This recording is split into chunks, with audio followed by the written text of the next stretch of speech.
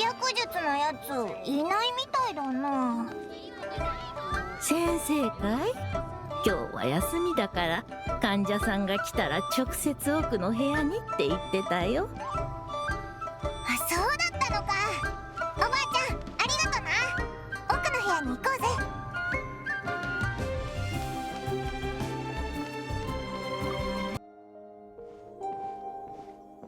お、珍しいな。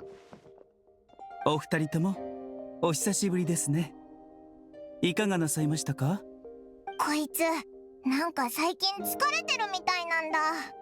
あんま眠れてないのかひどい顔してるし、目の下にクマができることもあるんだぞ。それにぼーっとしてることもやたら多くてさ、何度も呼びかけてやっと反応することもあって、なんかの病気なんじゃないかなって。へえ、あんたでも体調崩すことがあるんだな。いつもすこぶる健康って感じなのに。確かに知り合ってからあなたが体調不良でここに来たのは初めてですね。どうぞおかけください。まずは脈を見てみましょう。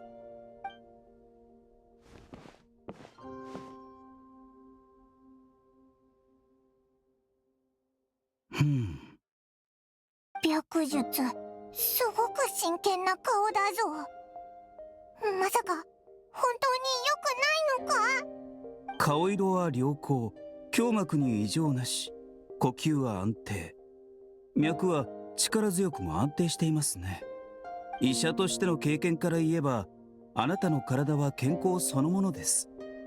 理論上特に問題なく元気に過ごせるはずですが。ええ、それこそが私の引っかかる点です。健康であるにもかかわらずそう感じるということは、あなたの今の状況はいささか複雑であるということ。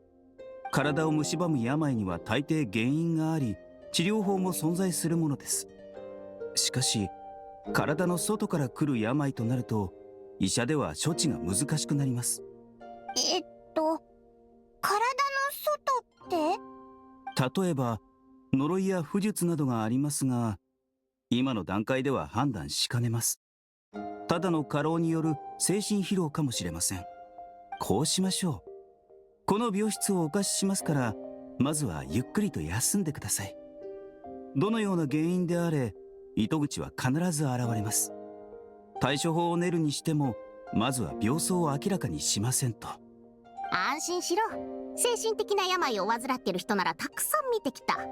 とりあえず心が落ち着く子を炊いとくから、ぐっすり寝た後何か食べてくるといい。私と長生は精神疲労に関する古書を調べてみます。何か手がかりが見つかるかもしれません。まあでも私たちも精神医学の専門家ってわけじゃないし、もっと詳しい人を見つけた方がいいかもしれないな。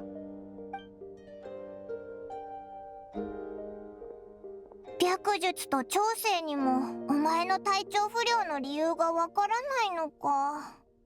疲れてるみたいだし、こいつらの言う通りここでゆっくり休んだ方がいいんじゃないか。ぐっすり寝たら全部治ってるかもしれないしな。オイラが隣にいてやるから安心しろ。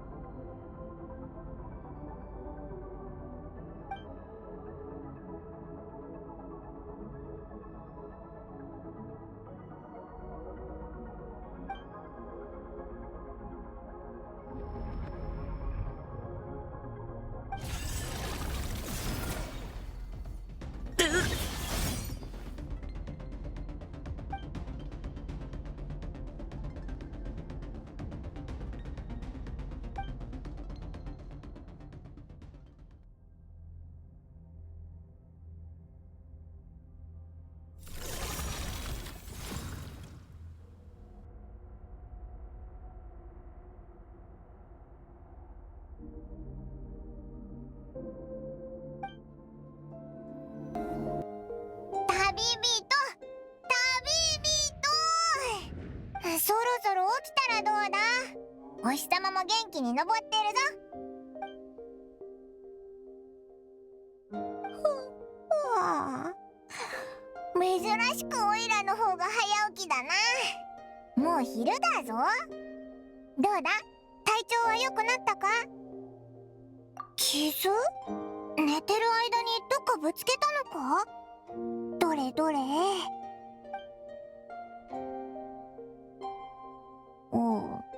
なんもないぞ。いつもと全く同じだ。怖い夢でも見たのか？まあ落ち込むなって。夢は逆夢とも言うだろ。悪夢を見たんなら楽しいことをしようぜ。そうだ、今日はオイラがおごってやるぞ。食べながら夢のことを聞かせてくれよ。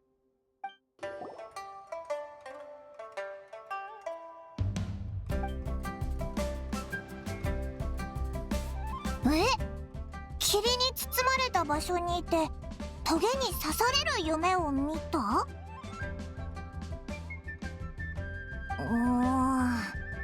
旅してきてこんなこと初めてだよな。それ本当に夢だったのか？お前の話を聞いてるとなんだか夢じゃなくて実際に変なところに連れて行かれたみたいだぞ。でもお前が起きた時は間違いなくベッドの上にいたし、オイラが起こした時もぐっすり寝てたよな。よし、じゃあ今日は寝ないでお前の隣で見守っててやる。もし悪いやつが近づいてきたらオイラが追い払って。それか、お前を起こして一緒にやっつけてやるぞ。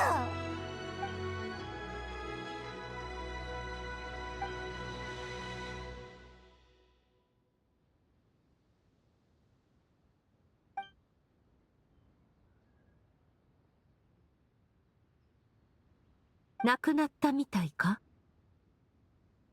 なんか言ったか？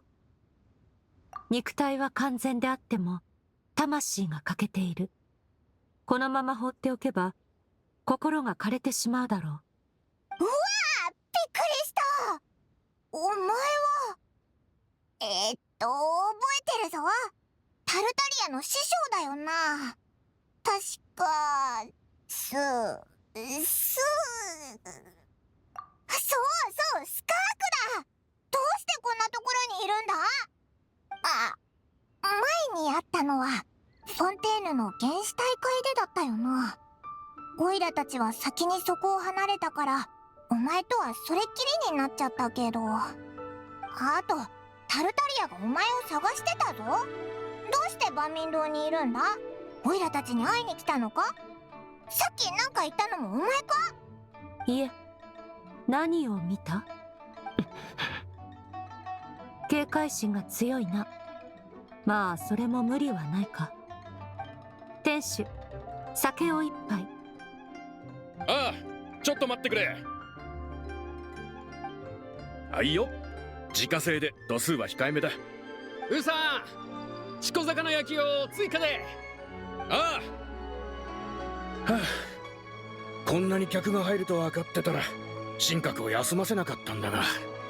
お前の問題に関与するかしないか、私にとってはどちらでもいいことだ。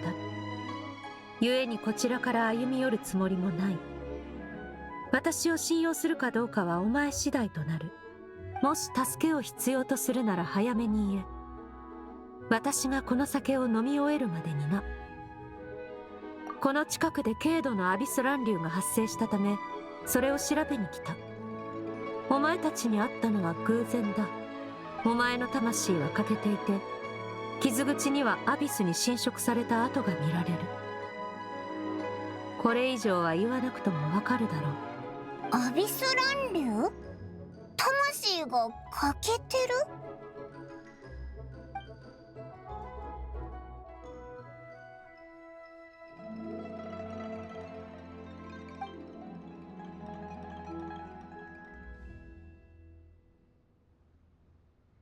どうするんだ？スカークを信じるのか？こいつさっきアビスに侵食されたって言ってたよな。つまりスカークに頼らなくてもアビスに詳しいやつを探せば直してもらえるんじゃないか？確かにそうだな。それに魂が欠けてる歌なんてゾッとするし、早めになんとかした方が良さそうだ。スカークってかなり怪しいやつだけど、タルタリアの話からすると悪い人じゃなさそうだし。1、2、7、10。さて、そろそろ結論は出たか？俺が見たのは霧で満ちた真っ暗な空間で、スカーク様？オイラたちが知ってることは全部話したし、手伝ってくれるよな。その空間の霧を払うことはできなかったか？ああ、事情は理解した。後で桐原に来い。酒代はテーブルに置いておく。一緒に会計しておいてくれ。おう、任せろ。って俺、もういなくなっちゃったぞ。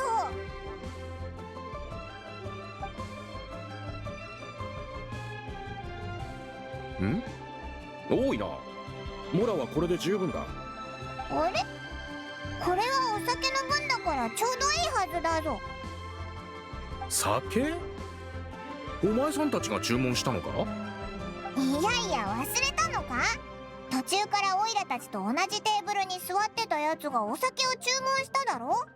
ウー師匠が持ってきてくれたじゃんか。そうだったか？そこに座ってたのはお前さんたちだけだったと思うが。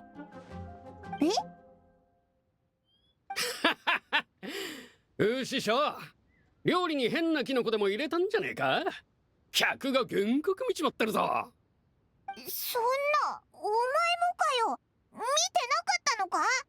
これぐらいの背丈で白と紫の服を着た女の人が向かいに座ってお酒を注文しただろ？ああ、そう言われるとそんな気がしてきたな。酒樽も開けた覚えがあるし、忙しすぎて忘れてしまったのかもな。じゃあモラは受け取っておこう。また来てくれ。こっちもお勘定。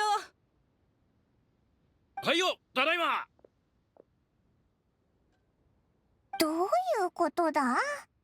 みんなスカークが来たことを忘れてるみたいだぞ。お酒の代金を渡されてなかったらオイラも見間違いだったんじゃないかと思ってたところだぜ。考えたら背筋がゾワゾワしてきた。桐原に来いって言ってたよな。早く行こうぜ。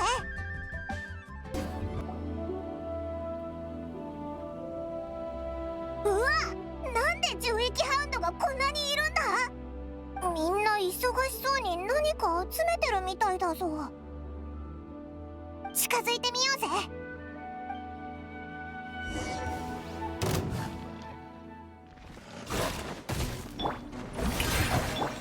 食前に甘命ずる。星々よ、静かに眠れ。これがあいつらの集めてたものか？見た感じ、まるで。そう、それだ。一体どうなってるんだ？強い力を持った生物は例外なく、生まれた瞬間よりこの世界に影響を与え始める。たとえ死んでも、その影響が完全に消えることはない。魔人こそ、その最たる例だ。何千年も前に地へ落ちた魔人の残骸は、今なお大地の奥深くに埋もれている。歪んだ意志と深い呪いを宿したままな。それらが集まることで、お前たちの言う魔人の残滓となる。本来はこの地の下に封じられていたものだが、何者かの手によって一部が掘り起こされ、持ち去られたようだ。その力が弱まっている。何をしている？いや、なんでもない。お前が実在するのか確かめたかっただけで。触れたぞ。ってことは幽霊じゃないのか。自分の命が危ないというのに、そのようなさまつなことを気にするとは、存在感を消す秘術だ。見た者の記憶を瞬時に消す。お前たちと違い、私は世界とのつながりを持つつもりがない。力なき人間に私を記憶する資格などないし、むしろ彼らにとっては忘れてしまった方が幸せだろう。本題に戻ってもいいか？何の話だっけ？あ、そうだ、魔人の残滓。ここの魔人の残滓が弱まってるって言ってたよな。それっていいことなんじゃないのか？オイラたちの経験だと魔人の残滓ってどれも悪いものだぞ。そのせいでいろんな災いが引き起こされたしな。人間の目にそう映っているだけだ。そして力とは突如として生まれるものでも理由なく消えるものでもない。その力は何者かによって奪われたのだ。ああ、察しがいいな。お前のように奪われた被害者はあまたといる。ただ、そいつらは声を上げることができなかったがゆえに、誰にも気づいてもらえなかった。スメールの砂漠に、一夜にして大量の生害獣の死体が現れた。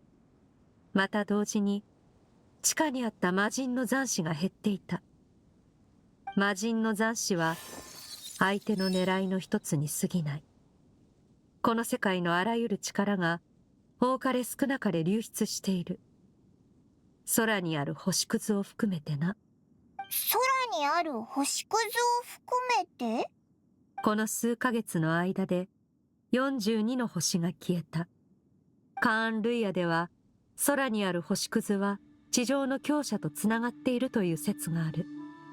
その者が命を落としたとき、星屑は消えることなく、ただゆっくりと新たな星座に変化するのだが、しかし今、多くの星が消えた。では、そこにあった力はどこに行ったのか。少し考えればわかる。何者かがずうずうしくもこの世界から吸い取っているのだ。まるで養分のようにな。そして今、それは命なきものでは満足できなくなり、お前にも手を伸ばした。今回奪われたのは魂のかけらで済んだが、次はどうだろうか。何も起きないと保証できる者などいない。さてな、ただこれだけは言える。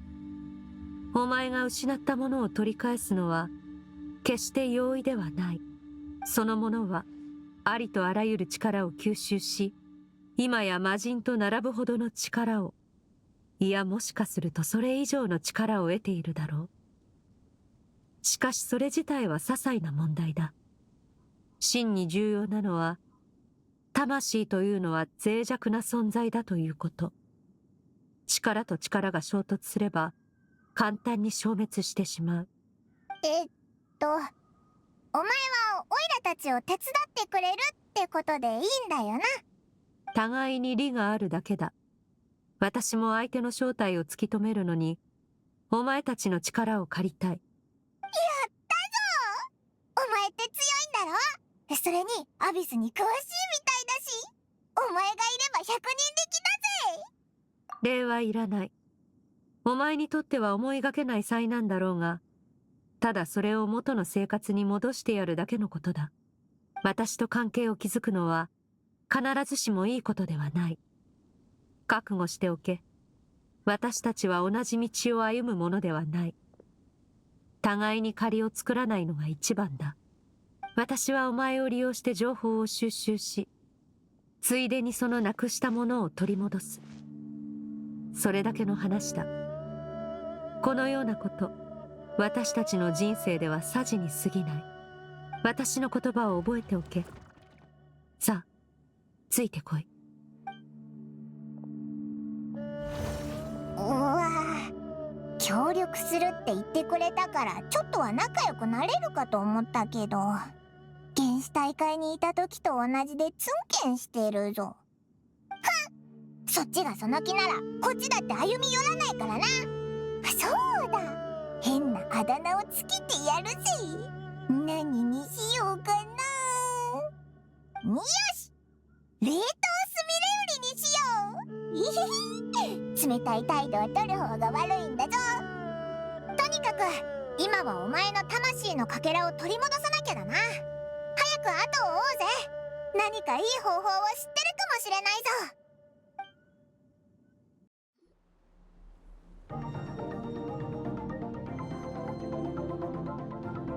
おお、広い場所に出たな。ここってどこなんだ？私が生活している場所、つまり家だと理解してもらって構わない。ああ、ここに連れてきたのは時間の流れが外と違うからだ。アヤックスがお前たちに話したかは知らないが、あいつもかつてこのような場所に迷い込んだことがある。そこで私はあいつを3ヶ月間しごいてやった。だが外界の時間にするとそれはたったの3日になる。アヤックスってタルタリアのことだよな。確かにそんなこと言ってた気がするぞ。ここの1ヶ月は外の1日と同じ。つまりここにいれば相手もしばらく旅人を襲えないってことか？そういうことだ。外にいればいつ襲われるかわからないからな。それにここなら時間を得られる。残る問題はあと一つ。お前が見たという霧に包まれた空間について調べることだ。お前の説明も私が感知したアビス乱流も、その奇妙な空間がアビスと関係していることを示している。もしかするとこの秘境と同じ類のものかもしれない。お前の魂のかけらを奪った犯人は今もそこに潜んでいるはずだ。しかしアビスは無秩序に渦巻いている。そいつの居所を突き止めるには、まずは霧に隠れた場所を明らかにする必要があるだろう。それにはアビスの力による特殊な視野が必要だ。アビスの力の使い方を学んだことは？ではアビスの力の使い方を学ぶつもりはあるか？だろうな。お前の知り得る情報ではアビスは決して友好的なものではない。その力は凶暴かつ危険で、あまたの災いをもたらしてきたと思っているのだろう。違うのか？物の見方は人それぞれだ。洪水や嵐で例えるなら、それらは無数の命を奪ってきた脅威ではあるが、もし操れるようになれば便利な道具となる。だが今はお前の心情を考慮し、情報案を提示してやろう。私の力が込められたアビスの結晶だ。頭につけることで睡眠時に無根同調を行える。無根同調？魂が触れたこと、夢で見たこと、心に思ったことを互いの目に映せるのだ。アビスの力の使い方を学んだこともなく、そして学ぶつもりもないのなら、私が代わりに調べるしかない。無根同調により、お前が眠りに落ちるたび、私はその夢の場面を見ることができるようになる。そして、私が相手の位置を特定した後、お前たちを連れて奪われたものを取り返そう。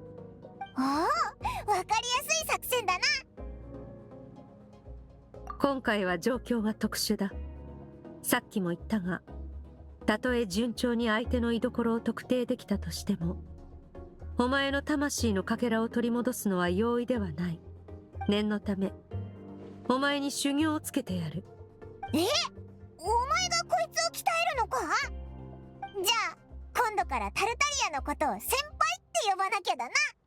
好きにしろ。私はお前たちを弟子にするつもりはないがな。お前は現時点でそこそこの力を持っている。故に、今から行うのは、お前の実力を前提とした上で、今後起こりうる状況を想定した修行だ。雑談はここまでにしよう。準備ができたら来い。外界と比べて時間に余裕があるとはいえ、無駄に浪費していいわけではないからな。また言っちゃったぞ。いつも効率重視って感じだな。修行か。そういえばお前が誰かに戦い方を教わることってなかなかないよな。もう十分強いわけだし、教えられる人もそういないと思うぜ。最後にやった修行って対雷電将軍特訓か。あれからずいぶん経ったな。スカークのやつ、前に男性のクジラは師匠のペットだなんて言ってたし、実力は相当なもんだと思うぞ。ひひ、いろいろ学ばせてもらおうぜ。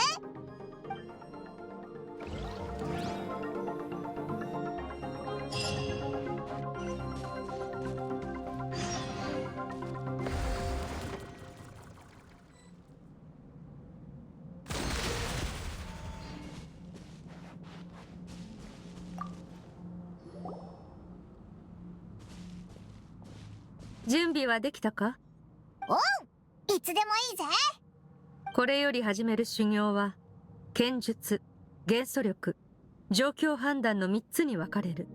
まずは剣術から始めよう。だがお前は剣術の才があるようだし、私が細かく指導する必要もないだろう。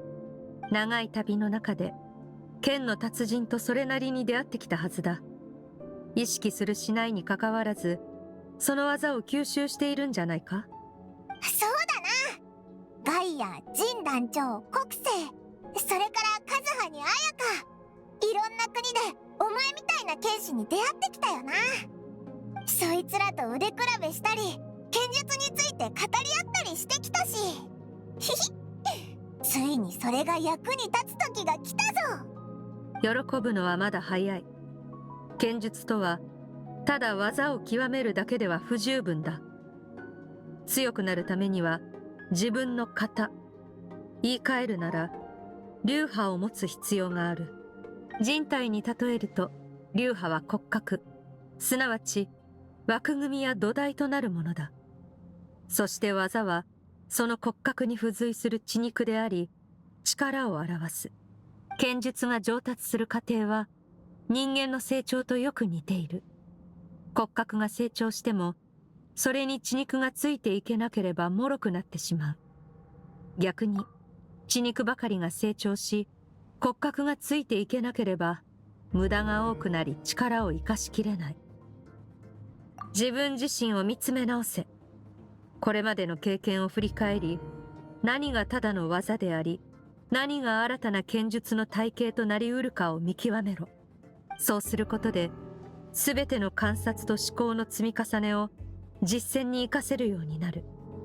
そして、一振りごとの意味を真に理解できるようになるだろう。それだけか？なんかすごい技を教えてくれるのかと思ってたぞ。お前みたいにシュッって別の空間を開けるやつとかさ。お前の力が限界を超えたとき、それが最もさまつな技だと気づくだろう。そもそも私たちの剣術の系統はあまりに異なる。技を教えたところで無意味だ。力を得る過程に近道はない。挫折こそ最良の鍛錬であり、苦行こそ唯一の道。私が伝えられることは以上だ。さあ始めよう。納得するまで修行に励むといい。意識を集中させ、最速で全ての小虫を破壊してみろ。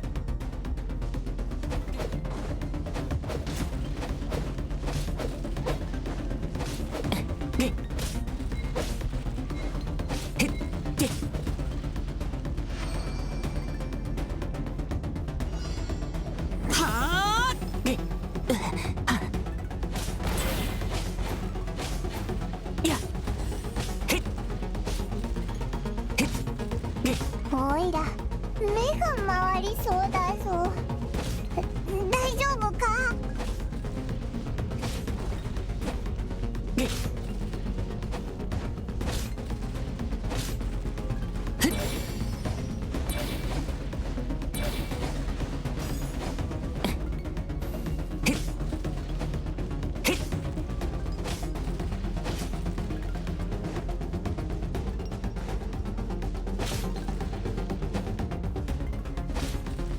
燃やし尽くせ。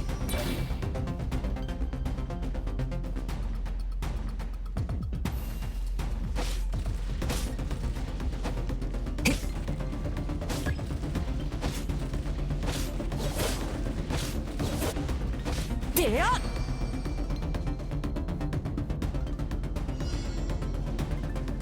あでやは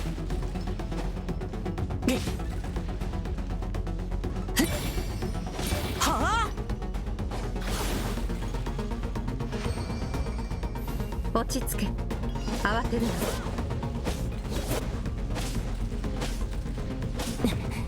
はあでやで燃やし尽くせ。で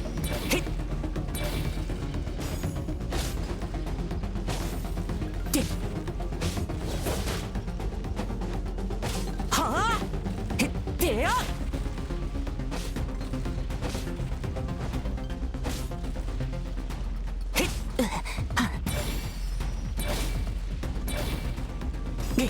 あ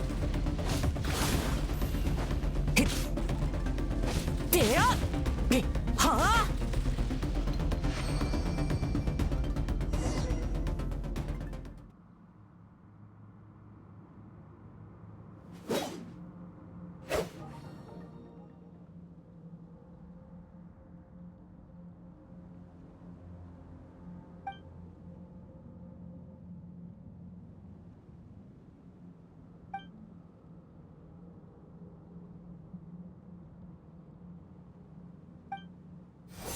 この瞬間お前は永遠を手にする。健康よ、世の乱れを切り尽くせ。これまで見てきた技を考えろ。表面的なものではなく、彼らが剣を振るう時の信念、心境を思い浮かべるんだ。速度、技術、力。それらをイメージした後、すぐに剣を振れ。心と腕がつながることで、初めて成長できる。ちょっとしたトリック。波の花と共に舞いを。刹那の光は世を照らし、一様にて秋を知る。拙者がこの楓の葉で壁を切り開き、時代を問うものとなるでござる。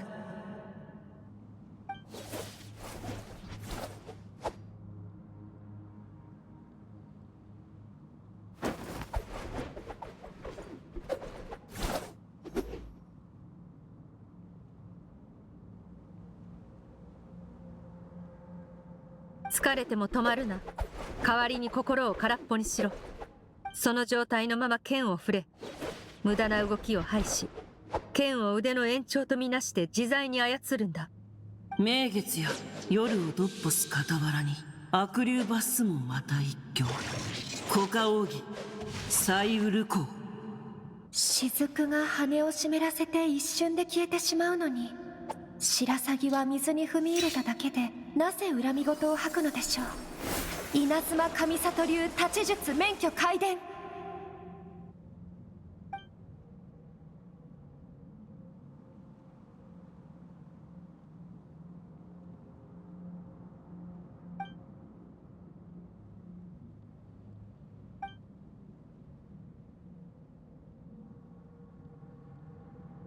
はあ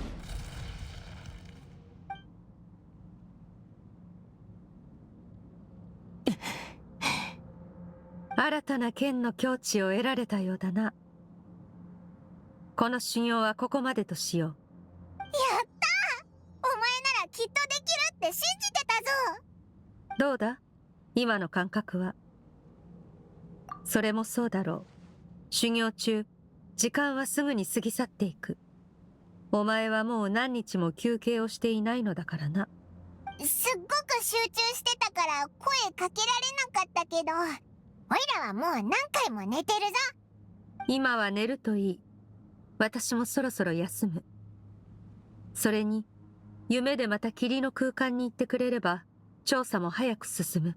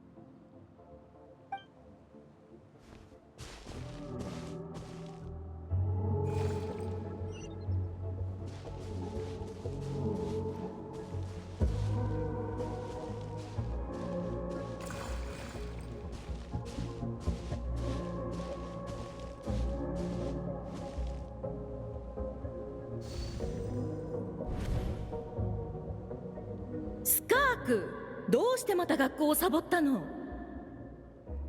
あのデカッパなじいさんの授業ちっとも面白くないんだもん。あの人の授業なんて受けたくない。もう先生をそんな風に言っちゃダメでしょ。まあまあ、学校の勉強はもう全て終えてるんだし、必ずしも授業に出る必要はないんじゃないか。さて、昨日はどこに行ってきたんだ？ダイビングだよ。水の底にあんな大きな魚がいるなんて思わなかった。ずんぐりむっくりしててのろまで、ヒレを触ったら唾をかけてきたんだ。今日は北の草原に行くつもり。あそこには火を吹く大きな鳥がいるんだって。その鳥に乗って星まで飛ぶんだ。はっは。じゃあ父さんもその鳥を1羽見つけておかないとだな。でないとお前を夕飯の時間に呼び戻せない。大丈夫だよ。ご飯の時間になったら自分で帰ってくるから。それじゃお父さんお母さん行ってきまーす。ちょっと何か羽織っていきなさい。もうあなた、あの子を甘やかしすぎよ。商船が来て以来ずっと外に行くって言って聞かないんだから。将来は外の世界に冒険に行くだなんて言い出すし。心配なのはわかるが、子供には好きなことをさせてやるのが一番さ。ほら、一緒においしいご飯を作ってあの子の帰りを待とう。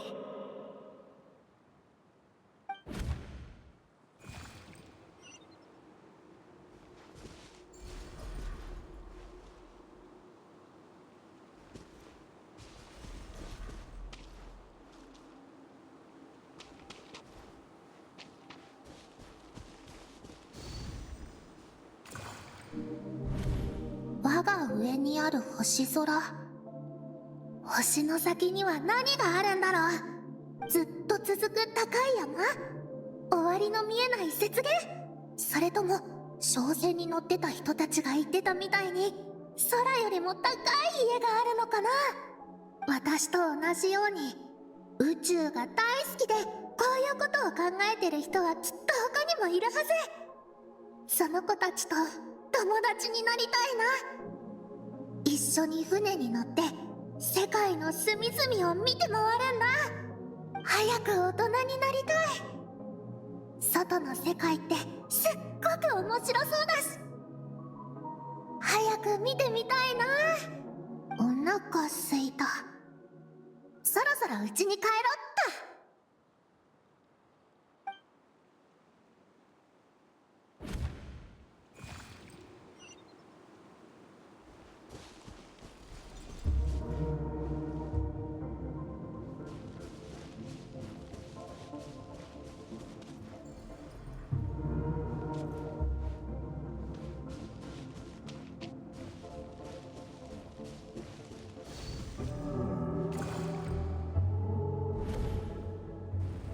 誰もここから逃がすな。子供たちだけはなぜこんなことが。ないで。来たぞ、奴らだ。逃げろ。排除する。やれ。大丈夫よ、大丈夫。こっちだ。もう間に合わないわ。火事？あちこち燃えてる。何があったの？だからよそ者なんて信用するなって言ったんじゃないか。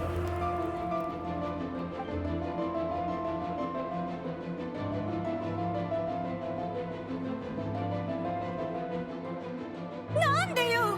私たちが何したっていうの？美味しい料理と酒を振る舞い、美しい景色を案内して、私たちの手で染めた織物だって渡したのに、どうしてこんなことを。逃げろ。報告。第3エリアの総統と第2エリアの包囲が完了しました。やれ。上の命令通り一人も生かすな。ご安心を。すでにここの原住民と文明を滅ぼせるほどの兵器を用意してあります。よし、あの一番反抗的だった夫婦は男の足を打ち、女も抵抗中に腕を折りました。二人とも戦う力を失い、家の中で虫の息です。悪あがきさせないためにも他エリアを処理した後に兵を集めて最後の鎮圧を行います。未開の野蛮人でもこちらの兵を傷つけられるとはな。これで彼らが脅威であることに誰も疑いを持たないだろう。あと数分生かしてやれ。その後は俺の手であの世に送ってやる。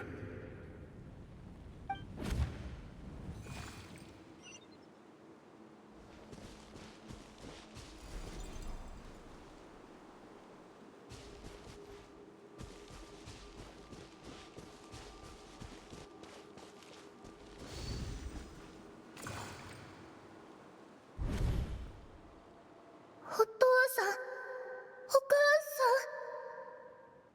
ん。スカーク、無事だったのね。よかった。ああ、嬉しいよ。また会えて。でも早く逃げるんだ。あいつらがもうすぐ来る。ここは危険だ。何があったの？こんなに血が。お父さん、お母さ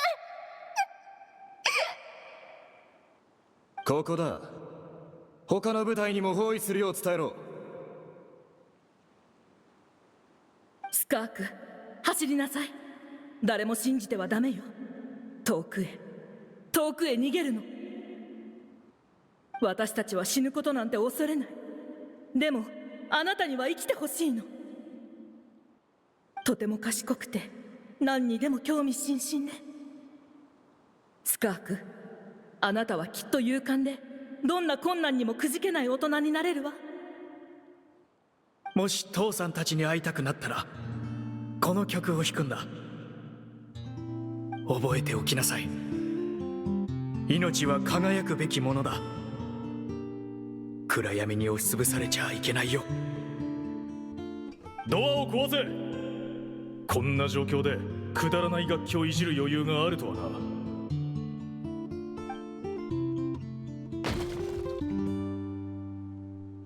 お前もだ。歌うのをやめろ。やめろと言っている。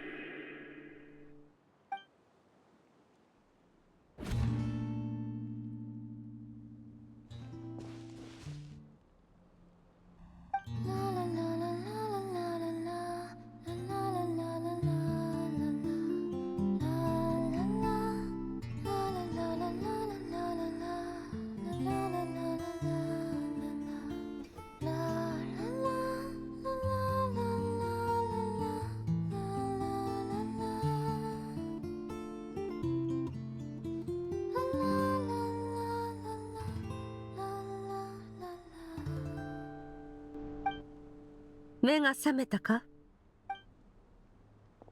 お前が休んでいる間に手がかりを集めておいた。だがまだ足りない。ひとまず今は次の修行と行こう。今度は元素力に関するものだ。準備ができたら私のところに来てくれ。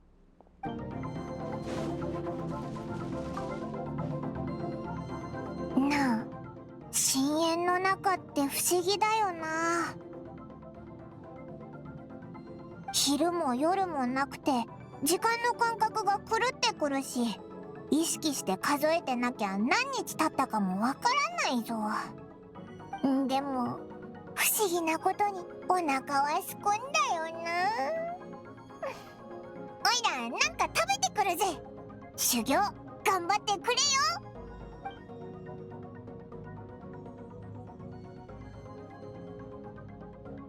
私の考えでは、力を求める過程は3つの段階に分かれる。まずは武器の理解を深める段階。次に自然エネルギーを制御する段階。そして最後が力を自在に操り、さらなる高みへと至る段階だ。テイワットにおいて自然エネルギーは元素力を指す。だが私は元素力についてそう詳しくない。私の体系とは異なるからな。ああ、私が扱い慣れているのはアビスの力、いわゆる巨海力だ。私の師であるスルトロッチはこの領域の専門家だ。カーン・ルイヤ人が彼を五大罪人の一人としたのは、彼が万物を支えるアビスの力を盗んだからになる。テイワット大陸の元素力は本質的に高海力から派生したものであり、高海力と巨海力は完全に相反するエネルギーとなる。故に今回の修行で私から教えられることはそう多くない。鋭いな。さすがの観察眼だ。ただ私は業に従っているだけだ。アビスとこの世界の意志は相入れない。不要なトラブルを避けるため、私はアビスの力で氷元素を模している。これはカーン・ルイヤの遺跡で学んだ邪の七変という技術でな。もし今後お前がアビスの力を学びたくなったら教えてやろう。ああ、その話は聞いたことがある。お前はアビスの力を何度か排除してきたそうだな。それもお前の才能の一つだ。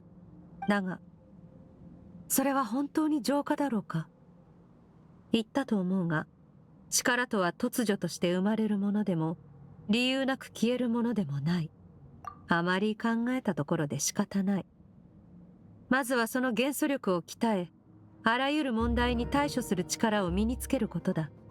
成長とは、絶えず困難に立ち向かい、幾度もの挫折から立ち上がる過程を指す。さあ始めよう。己の限界に挑み続けろ。それがより早い成長へとつながる。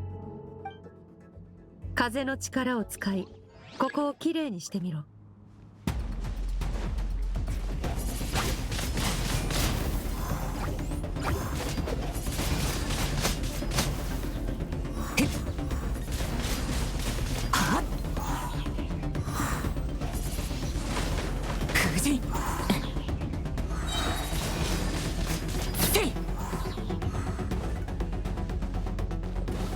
風と共に去れ。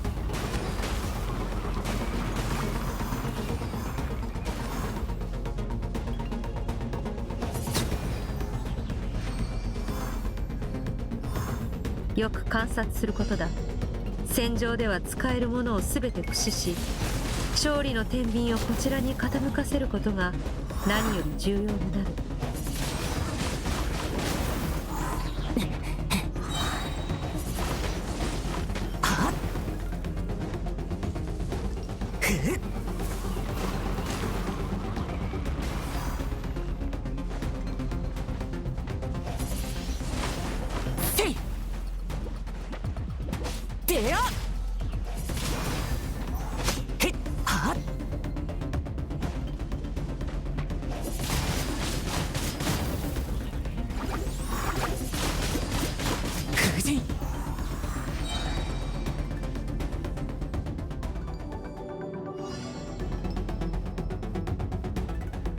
水の力を使ってトゲを破壊しろ。渦よ。急げ。それらがお前を突き刺す前に夢の中の自分を超えろ。同じような傷を二度と負うな。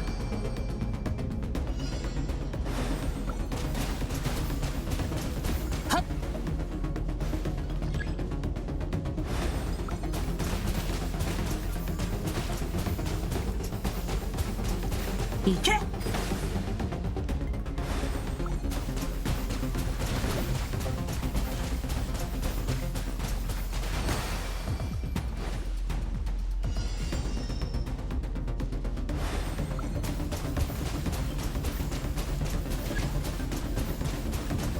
渦よ。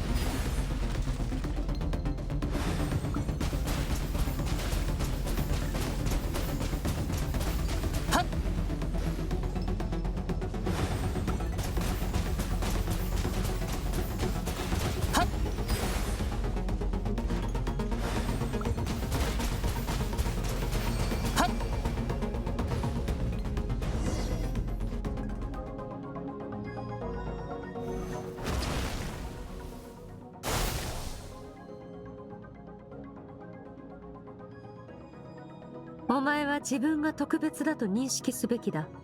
神の目に依存せず元素力を扱い、その上複数の元素力を使い分ける。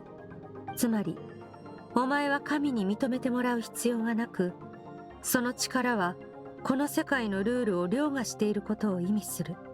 故にお前は堂々と自分の道を歩めばいい。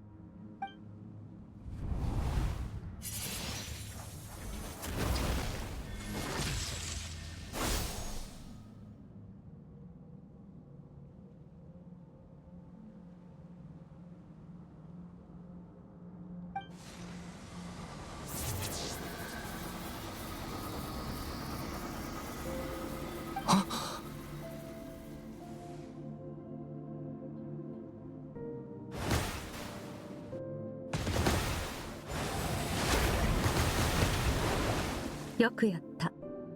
どうやら元素力に関しても新たな気づきを得たようだな。無我の境地に至るまで修行に没頭していたか。元素力を使い続ければ体力も消耗するが、その分より強い力が手に入る。今日のところは休め。起きたら最後の修行に入る。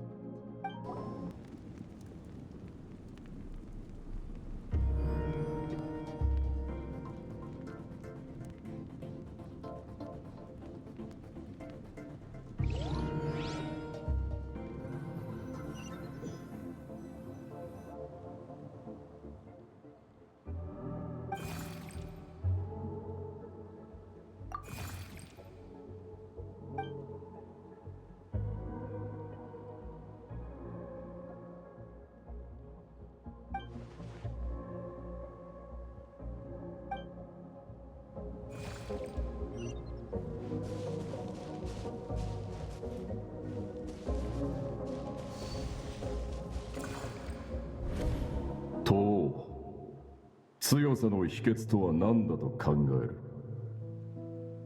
象形、象、守る意志、否、恐怖だ。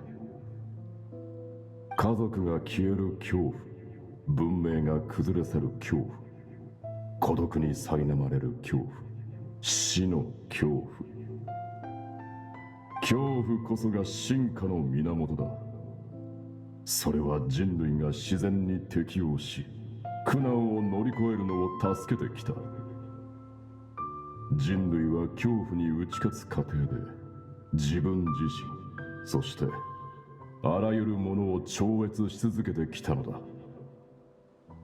お前はすでにその感覚を味わっている。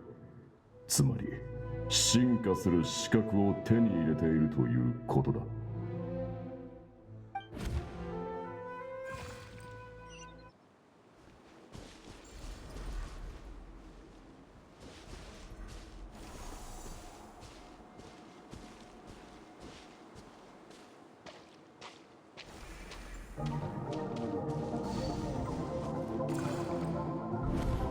二度も言わせるな。家を恋しいと思うたび剣を振れ。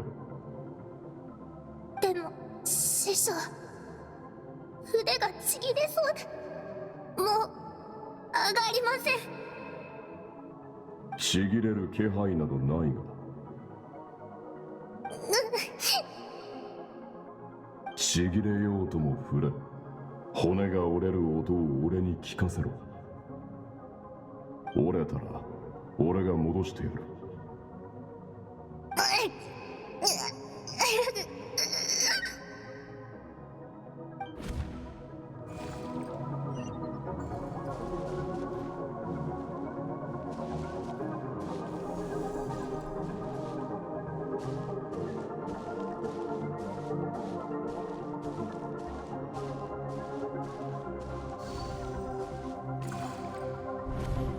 よくやったスカーク。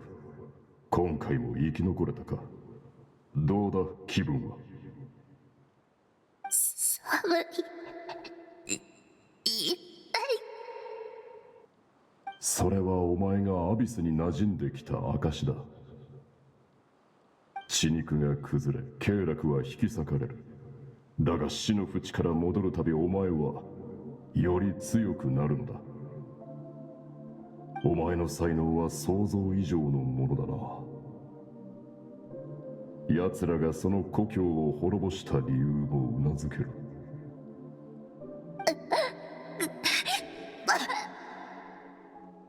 しかし今のお前はまだ強者と呼ぶには程遠い。その心には迷いがあまりにも多すぎる。ゆえにさらなる修練を課すことにした。無駄な感情を封じ、弱き自分を殺し、その体の真の主となれ。起きろスカーク。顔の血を拭え。壊死した肉を切り取り、損壊した部分を直せ。そして再び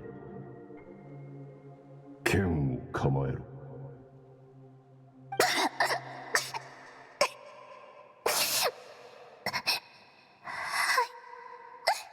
師匠。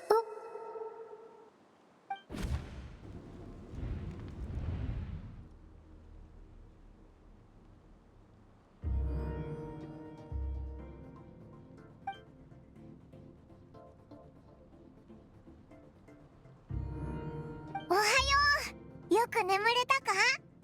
準備ができたら最後の修行を始めるってスカークが言ってたぞ。今すぐ始めるか？それとももうちょっと休むか？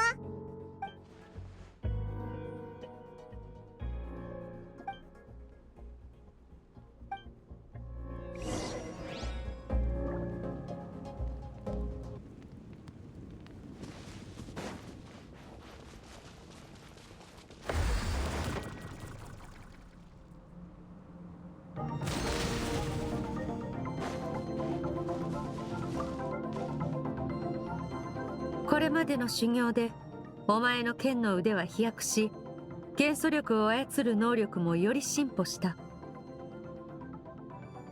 私が教えたことはほんの一部に過ぎない。感謝すべきはお前が旅で出会った仲間たち、そして幾度も危機に身を投じて培った経験だ。次は状況判断、あるいは理性の修行だ。実戦では常に予想外の事態が起こりうる。まずは私の攻撃を防いでみろ。準備はいいか？悪くない。隙のない慎重な防御だ。まるでお前の妹のようだな。そういえばお前はあいつに何があったか知りたくはないか？ずるいぞ！騙し討ちじゃんか！相手が卑劣な手を使ったとき、それを非難することはできる。だが、その資格を持つのは生き残った者のみ。死人に口なし、ということだ。戦闘の最中、興奮、不安、怒りなどの感情の揺らぎは避けられない。しかし、戦う者はそれに流されることなく、正しい判断を下す必要がある。面白い言い方だ。まるでこの私を理解しようとしているように聞こえる。だが、お前は私とは違う。お前は自分の道を歩むことができるのだからな。始めよう。理性で感情をコントロールし、冷静さを失うことなく、現状で最も有利な判断をしてみせろ。これが最後の修行だ。気を引き締めて挑め。次は私の妨害を加えてもう一度やる。動揺しないようにな。行け！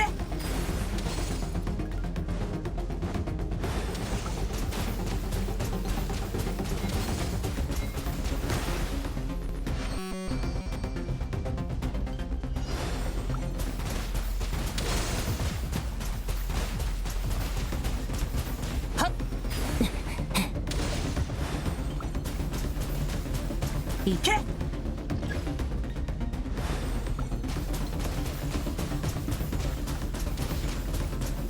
エゼよ！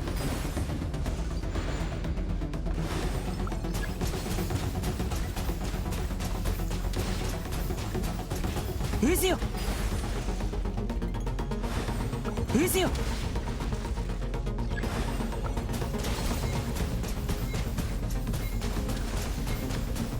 エゼオ、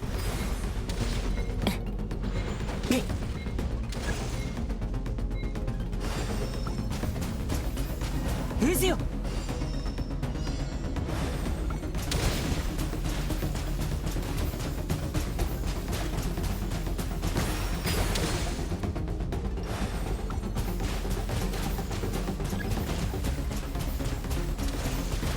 行け。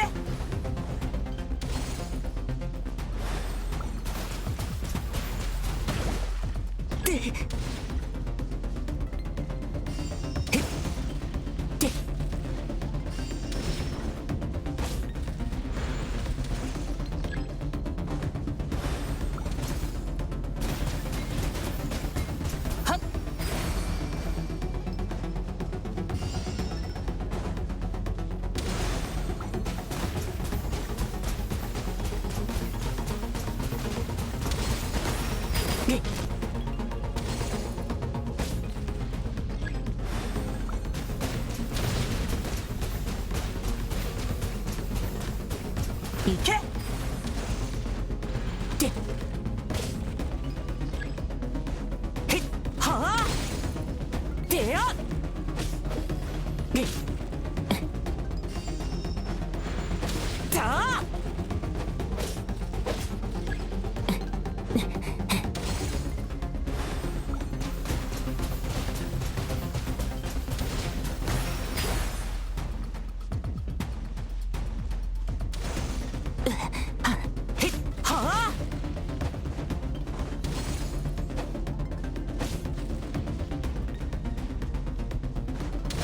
でや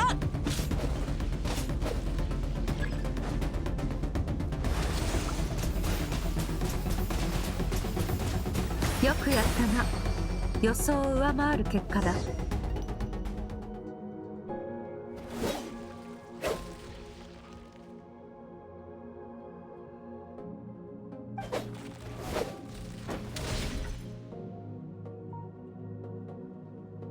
分かってきたようだな。感情を制御するコツは、まず思考をコントロールすることだ。そして散漫な思考をまとめるには、集中が何よりも重要になる。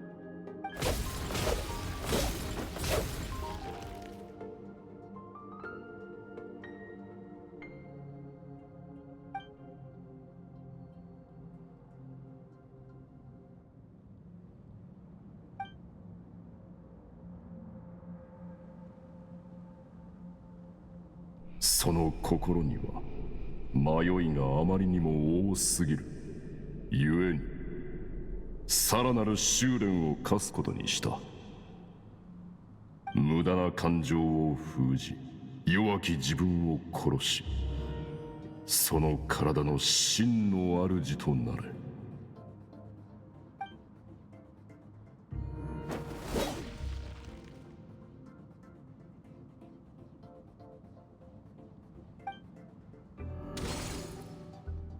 そこまでだ。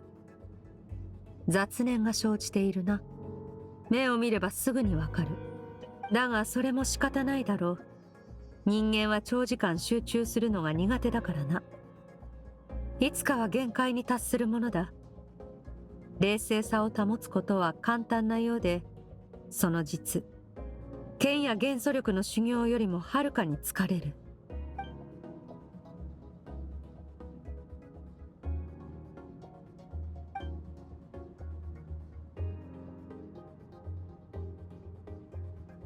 これ以上の修行は無意味だ。一旦休むとしよう。それに修行に目標は設けていない。前にも言ったよう、納得するまで修行に励むといい。己の限界を超えられれば、修行はそれで成功だ。誇りと喜びの中でつく眠りは、さぞかし幸せだろう。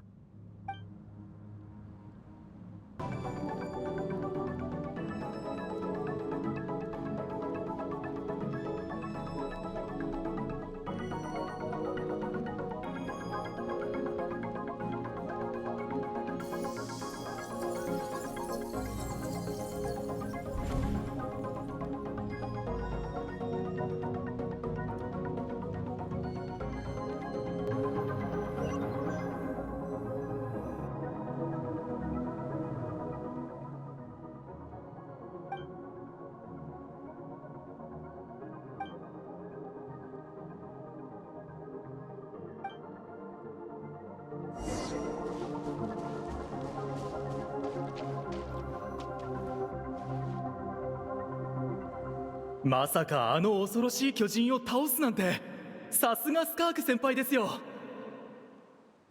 でもそのせいで重傷を負ったって聞いたけど、本当？ええ、でもまだ怪我も治らないうちから剣の修行を再開したそうです。師匠もかつて腕と足を一本ずつ失ったそうですが、乗り越えたと聞きますし、スカーク先輩はどんどん師匠に似てきてますね。ああ、いつになったら師匠やスカーク先輩みたいに冷静で強くなれるんだろう。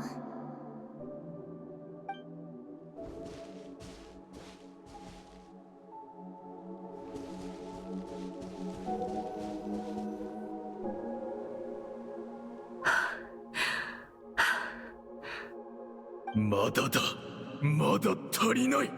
お前は強者と呼ぶには程遠い。スカーク、勇敢でどんな困難にもくじけない人になれたかしら。ねえ、覚えてる？あの炎で亡くなった大勢の命を。あの中で生き残ったのはあなただけなのよ。剣から目をそらすな。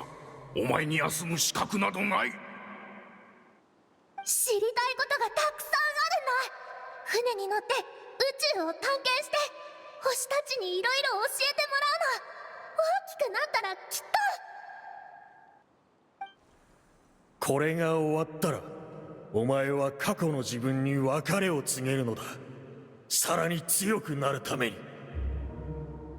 走りなさいスカーク。死が訪れるまで走り続けるんだ。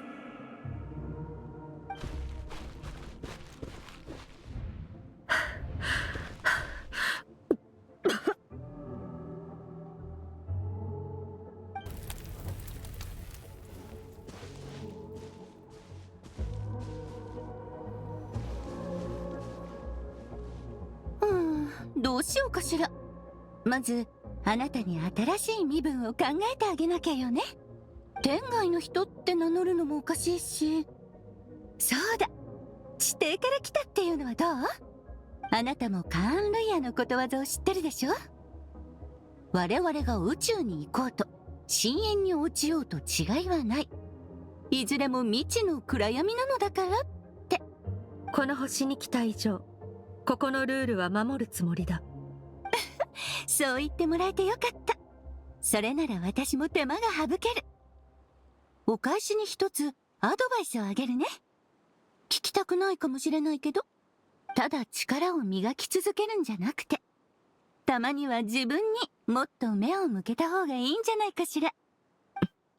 彼女の存在を無視し続けたら、いつか本当に彼女の声が聞こえなくなってしまうからね。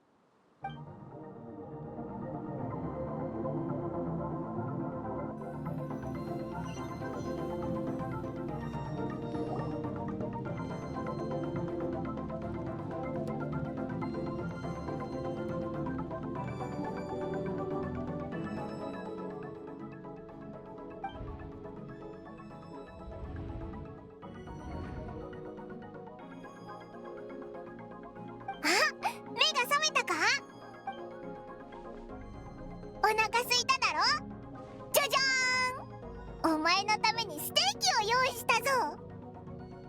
ひひ、そう言うと思ったぜ。スカークと一緒に作ったんだ。ほら、熱いうちに食べてくれ。もう何日も経ってるからな。料理の腕に免じてあのツンケンした態度を許してやったんだ。おいらって器が大きいからな。雑談は食後にしろ。さっさと食べるんだ。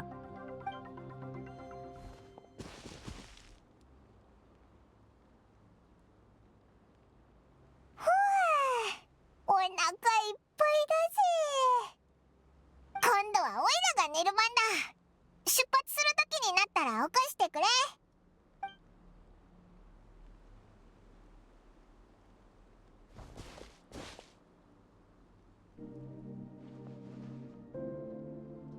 いい知らせが2つある。1つ、修行は以上だ。お前は力を扱う資格を得た。今後は旅で感じたことを自分の中に落とし込み、強者との戦いを通じて己を高めていけ。2つ。裏で糸を引いている奴の具体的な位置を掴んだ。そこを調べ、お前の魂のかけらを取り戻せば、この剣も片付く。アヤックスは私との修行中に聞きたいことが山ほどあると言っていた。そこであいつを送り出すとき、私は3つ質問するのを許可した。私たちがまた会えるとは限らない。故に、もし私に関することで聞きたいことがあれば、何でも聞いてくれていい。同じく3つまでなら答えてやろう。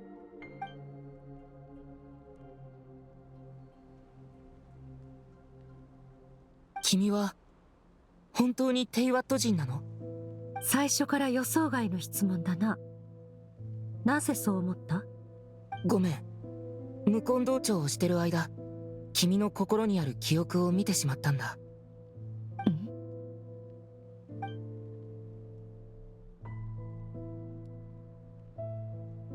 あの秘術がもたらす弊害なら知っていた。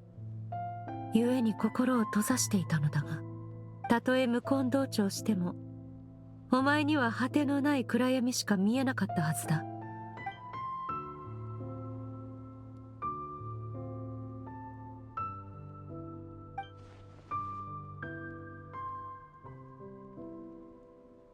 まあいい。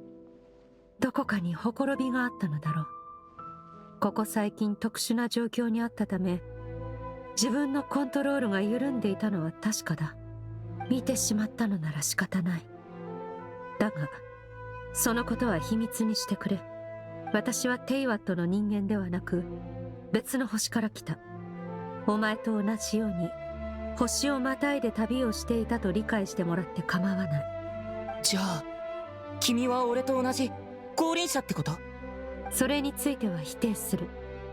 この世界の運命はお前によって左右されるが、私はその中の価格に過ぎない。数百年前、私の師であるスルトロッチが世界の境界を開いてくれたおかげで、私はこの地に立つことができた。しかし、ここは私の居場所ではない。いつかは広大な宇宙に戻るつもりだ。さあ、答えは以上だ。2つ目の質問をするといい。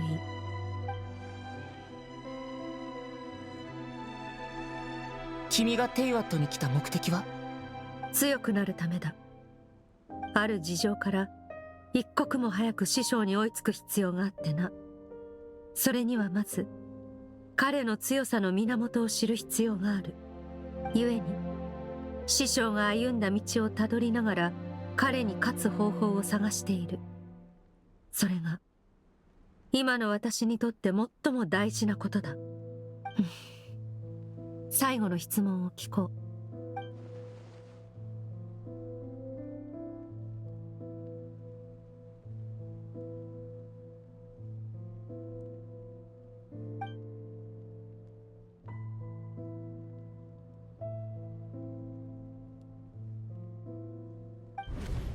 そんな簡単に言わないでくれ。あの件以来、俺がスカーク師匠とあの深淵の捜索をやめたことはない。探し続けてもう何年も経つのに何も進展がないんだ。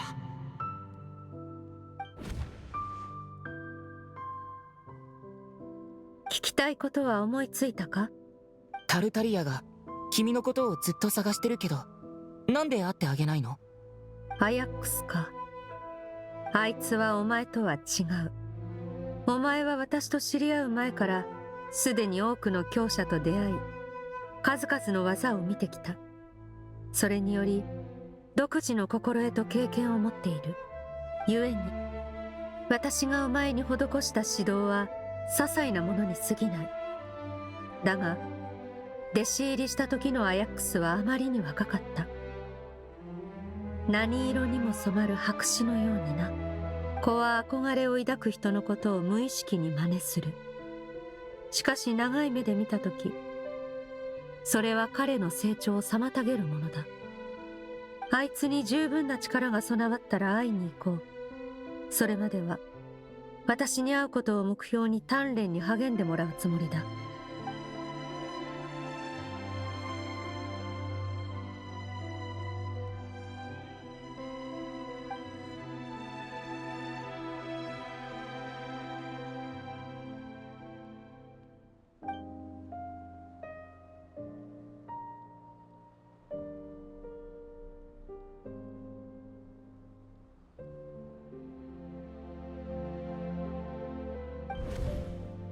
お前たちと違い、私は世界とのつながりを持つつもりがない。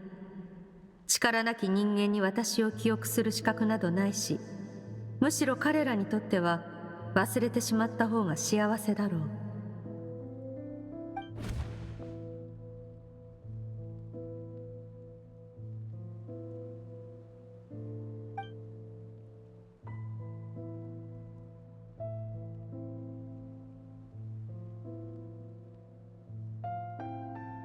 仲間を起こしてこい。出発するぞ。そうだ、私のことは彼女にも秘密にしておいてくれ。こ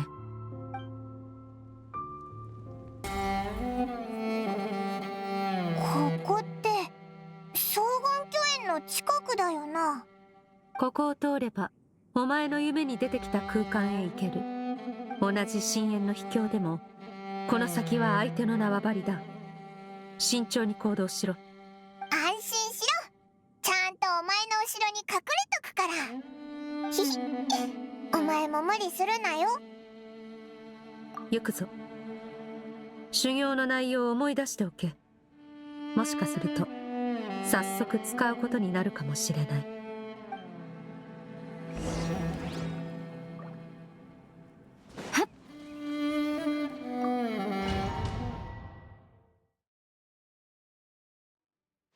烈空。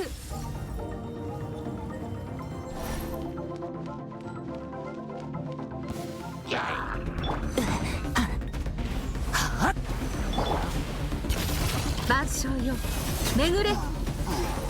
滅。はっ。せい。ふん。はっ。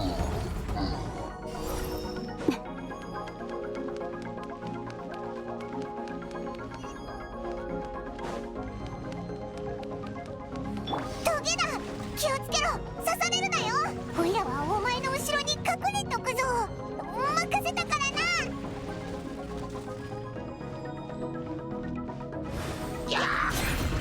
見せよ。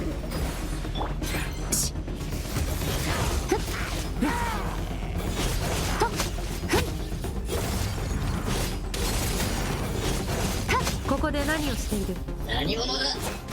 我らの研究を邪魔するつもりか。いや、貴様らもこの奇妙な力に引き寄せられたのだな。どうやら人の出入りがなくなっていた間に虫が湧いたか。駆除してやろう。見せよ。無に着せ。たっふん。力ある。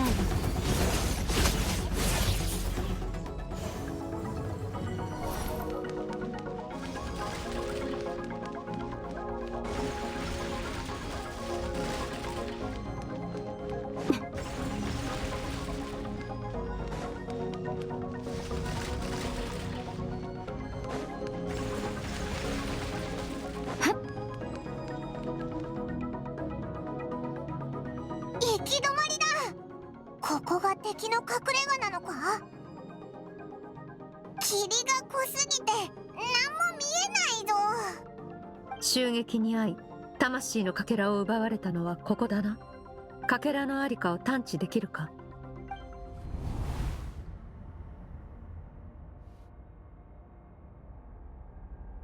相手も策を講じているようだ。魂の間で起こる共鳴を防ぐためにかけらの気配を遮断したか。おい見ろ、あのトゲがまた出てきたぞ。お前の魂はいわば人質だ。反撃は最低限にとどめ、まずは相手の動きを観察しろ。魂のかけらを奪った以上、相手はそれを使って何か企んでいるはずだ。攻撃からその意図を読み取れるかもしれない。見極めてみろ。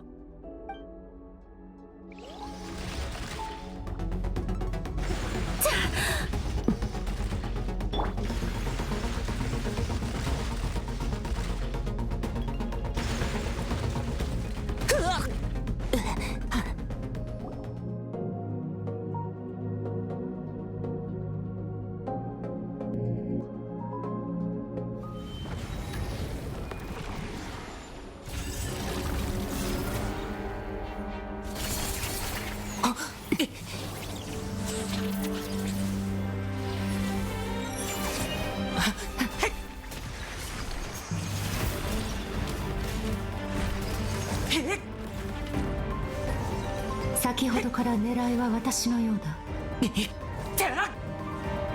私に届くとでも？いや、まさか。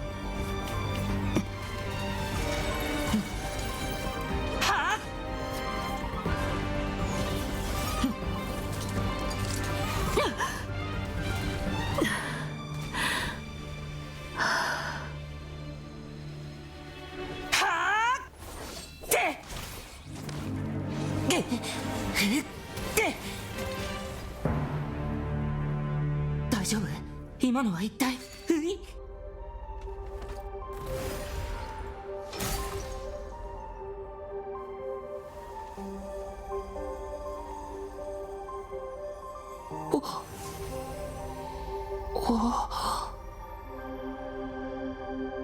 取り返してやった。もう奪われるな。旅人スカーク、一体どうなってるんだ？スカーク、その方。桐原でなぜ自分が狙われたのか聞いたな。答えが分かった。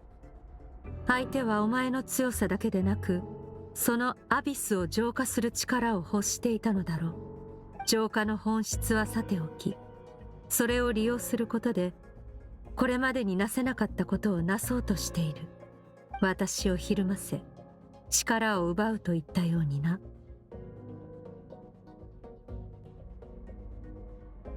いや、おそらく私がここに来ることは知らなかったはずだ。お前の魂のかけらを奪ったのは単にお前の力が稀有だからだろう。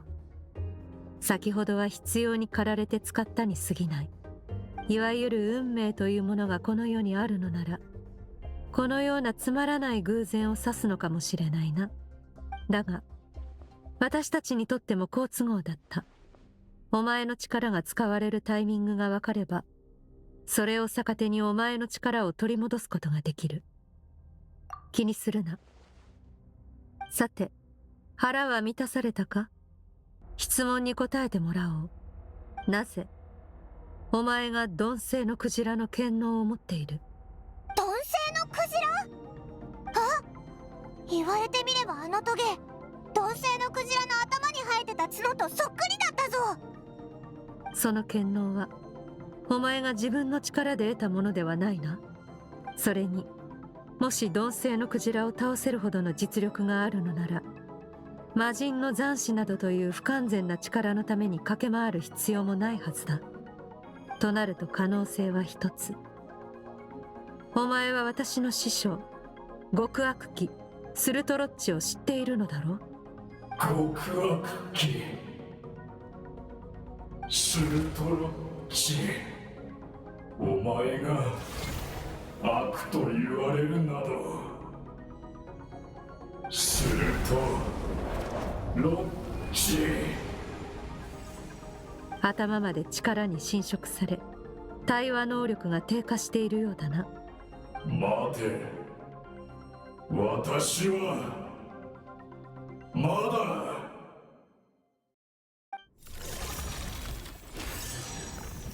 おい、あれがまた来たぞ。力に溺れし者はその反動に飲み込まれるまで己を顧みない。落ち着け。お前の理性で最善を選べ。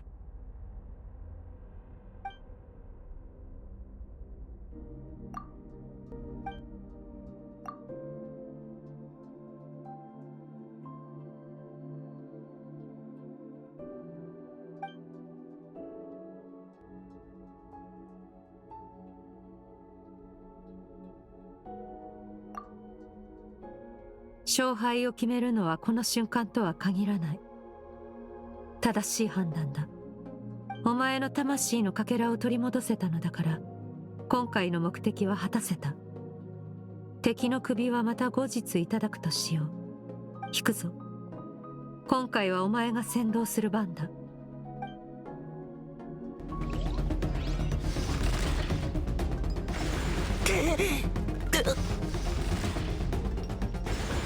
スカー君、怪我は大丈夫か？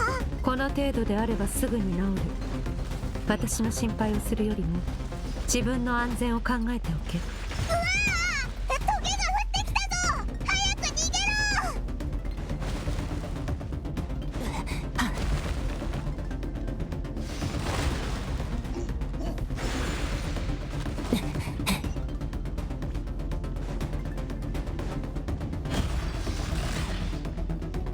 危ない！崩れそうだぞ！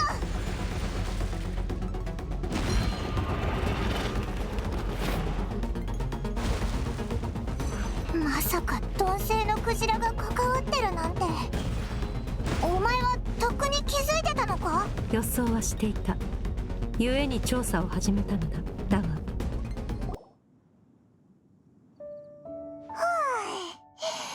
ここまで来ればひとまず安心だよな。奴の気配は感じられない。どうやらまだ深淵の秘境にいるようだ。私の力は弱者がたやすく制御できるものではない。体に馴染むまでまともに動けはしないだろう。そう驚くことでもない。いや、あのクジラが星を丸ごと飲み込もうと大口を開ける様を見たことがなければ驚くのも無理はないか。鈍性のクジラは鈍勢の権能を持っている。聖者であろうと死者であろうと、その守りを破って本体に触れれば相手の力を奪える。そういえばオイラたちがあいつと戦った時、ヌビレットも飲み込みたいという本能に抗うことができないって言ってたな。古竜の生き残りはその力の本質を見抜き、絶えず水の権能でお前たちを守っていた。それにあの時の鈍性のクジラは腹を空かせていなかったため、本能で我を忘れることもなかったのだろう。力を使い果たした瞬間、クジラは本性を見せ、星のすべてを食らい尽くす。故に特殊な虚無空間に収容していた。ただこの星にその権能を扱える者がまだいるとはな。はるか昔に鈍性のクジラを見たことがあるのだろう。つまり師匠の知人のはずだ。だから私は今回の目的は果たせたと言ったのだ。ここからは私個人の問題になる。お前の体は元に戻った。好きに旅を続けるといい。何言ってんだよ。お前の力が奪われたんだぞ。放っておけるわけないだろ。挫折や力の喪失といったことは初めてではない。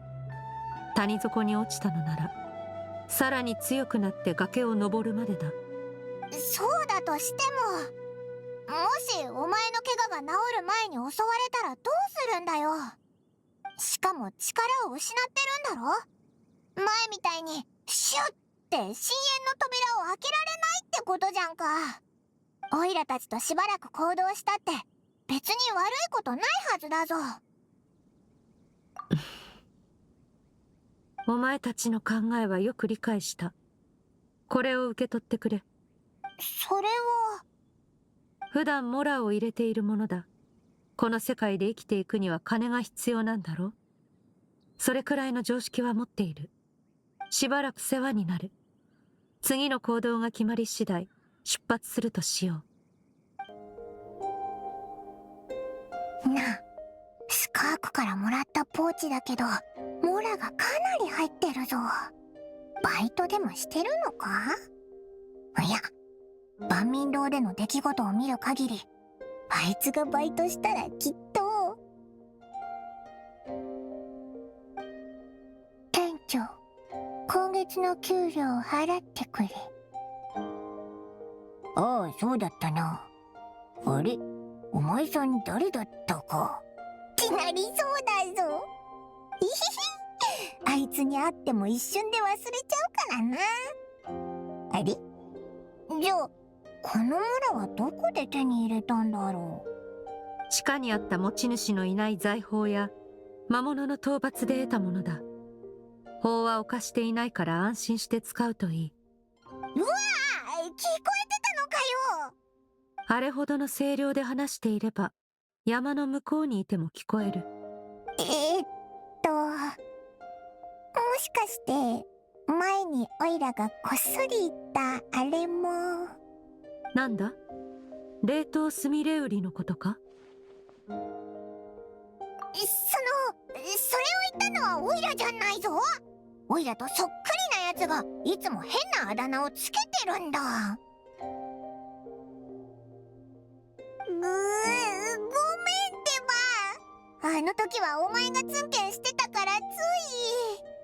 でも今はいいやつだって分かってるぞ。お前のおかげで旅人も命が助かったんだしな。友達になってくれるか。ここにはベッドが一つしかないようだな。お前たちが使え。じゃあお前はどうするんだ。私は疲れを感じない。故に休息も必要ない。外で剣の修練をしてこよう。その方が早く回復する。でもお前の体はって、おい、もう行っちゃうのかよ。ったくあいつ。ま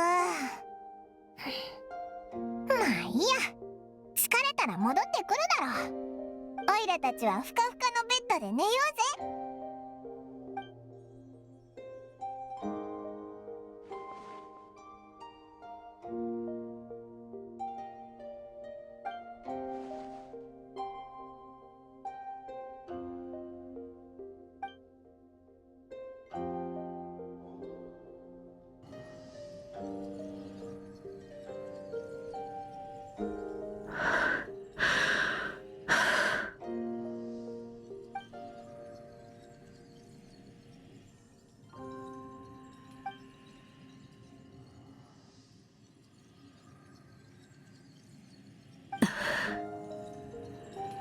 黙れ。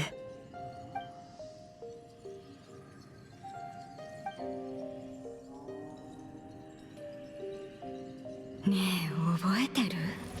あの炎で亡くなった大勢の命を。あの中で生き残ったのはあなただけなのよ。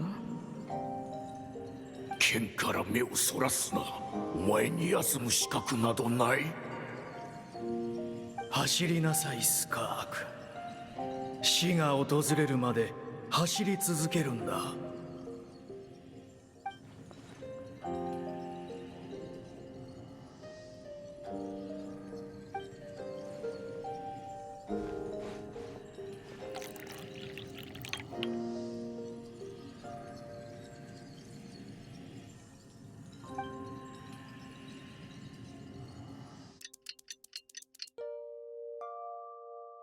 早寝早起きでバッチリ健康。このベッドのおかげでぐっすり眠れたぞ。スカーク、一晩中そこに座ってたのか。ちょっとぐらいは休もうぜ。6、7割程度は。もうてっきり数日はかかると思ってたぞ。いや、このペースは私の予想よりも遅い。以前であればあと2割は回復していたはずだ。同じ方法、同じ感覚だというのに、なぜこのような。おそらく問題は私自身にあるのだろう。これから2日間ここで瞑想する。意識を完全に心の中に沈め、何があったのかを見極めたい。瞑想、なんだかすごそうだな。じゃあオイラたちは近くで見守ってるぞ。感謝する。では2日待ってくれ。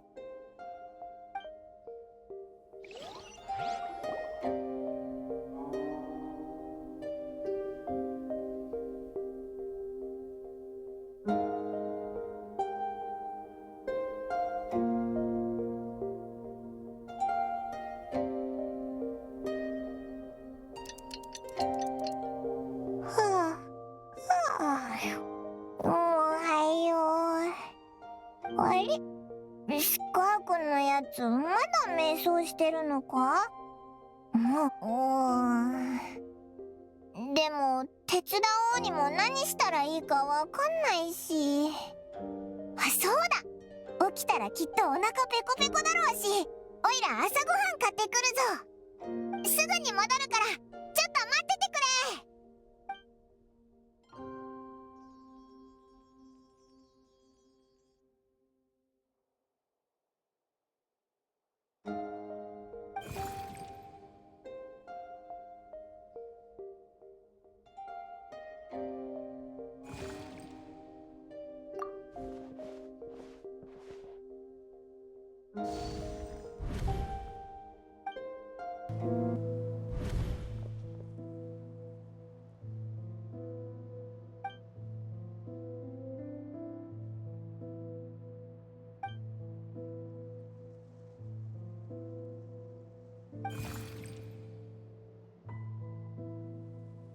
そう、ここはスカークの心の世界、無根の狭間とも呼ばれる場所だよ。実はあなたはここに来たことがあるの。その時は周りが真っ暗で、私がどれだけ頑張ってもちょっとしか照らせなかったけどこうやってお話しするのは初めてだね。この間の一件であの子の力が弱まったから、拘束を逃れて声を出せるようになったの。いわゆる運命というものがこの世にあるのなら、こういった面白い偶然を指すんだろうね。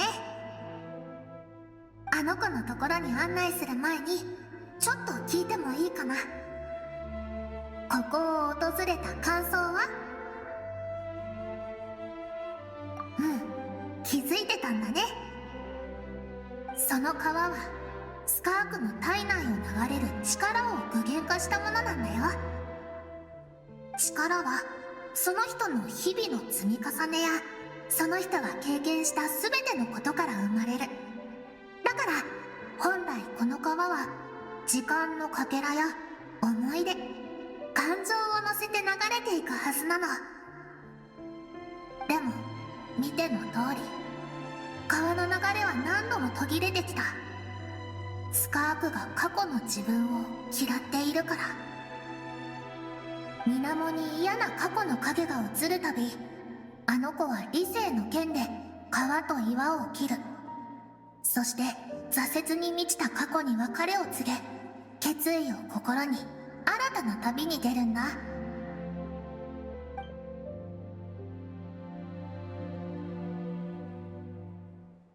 無駄な感情を封じ、弱き自分を殺し、その体の真の主となれ。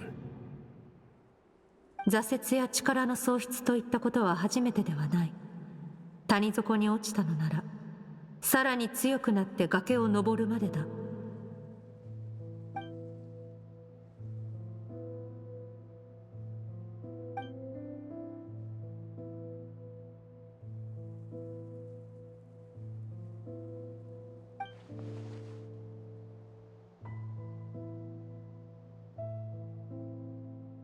せっかく現状を理解できたのに、また新たな疑問が生まれちゃったみたいだね。じゃあ川の上流に連れて行ってあげる。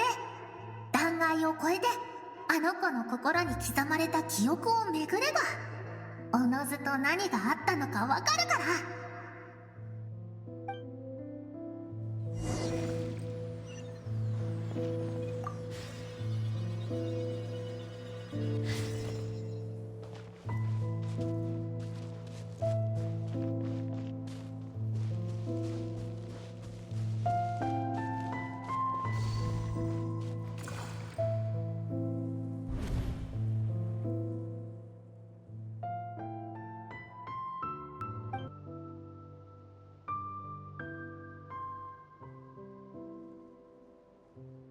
私はね、同じ木から落ちた葉っぱじゃなくても巡り合えば仲良くなれると思うの。空から降る流れ星やさすらう旅人と同じように、あの子はあなたの存在に気づいたけど、少しだけ迷った後っぱり距離を取ることを選んだんだよ。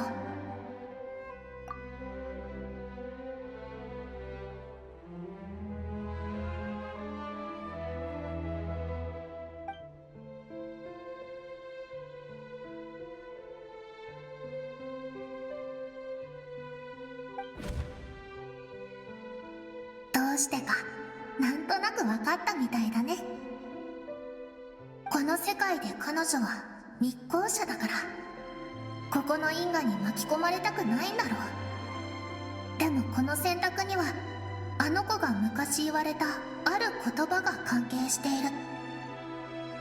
とりあえずこのまま川をたどっていこう。道はまだ長いよ。お前は力を扱う資格を得た。もう教えることはない。だがただ模倣するだけでは一人前の戦士とは言えぬ。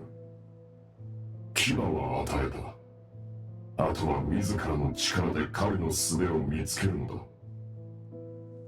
私一人で旅をしろということですか、師匠。そうだ。新たな友と出会い、お前だけの旅を始めろ。砕けた過去をしまい、新たな未来を描け。何かあればアビスを通じて伝えろ。だが俺はいつかお前が積み重ねてきたものを灰にする。お前の記憶の奥深くにある消えない災いと同じようにな。なぜそのようなことを。言ったはずだ。恐怖こそ人類が進化する秘訣だと。お前は喪失を知っている。骨の髄まで染み渡る恐怖をその身に刻んでいる。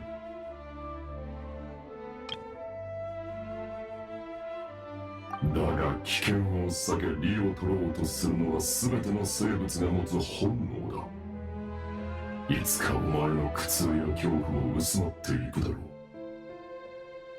故に俺は今お前の消えない恐怖を植え付ける。恐怖の中でもう一度あの悪夢を再び味わうか、俺に勝つ方法を死ぬ気で探すか、自分で選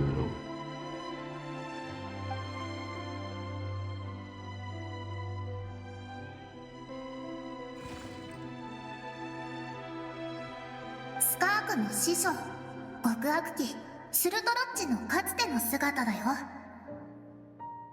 もちろん超越した存在である以上、彼にとって容姿は何の意味も持たない。彼は獣にも人間にもなりうる。言葉では説明できない魔物にもね。あの姿はアビスを鎧にしたもので、スルトロッチが正解を旅するときによく使っている。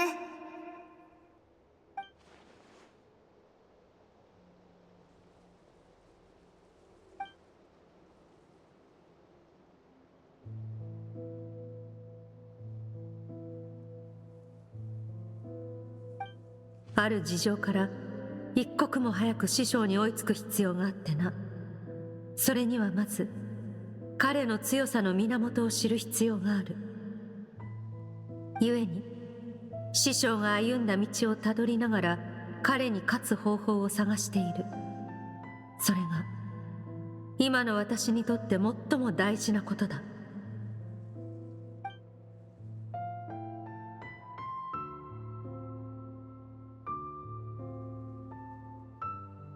ここだけの話、本当の極悪鬼ってすっごく怖いんだよ。実際に会って初めて全てを圧倒する絶対的な力を感じられるんだ。そろそろ行こうか。今は半分ってとこだね。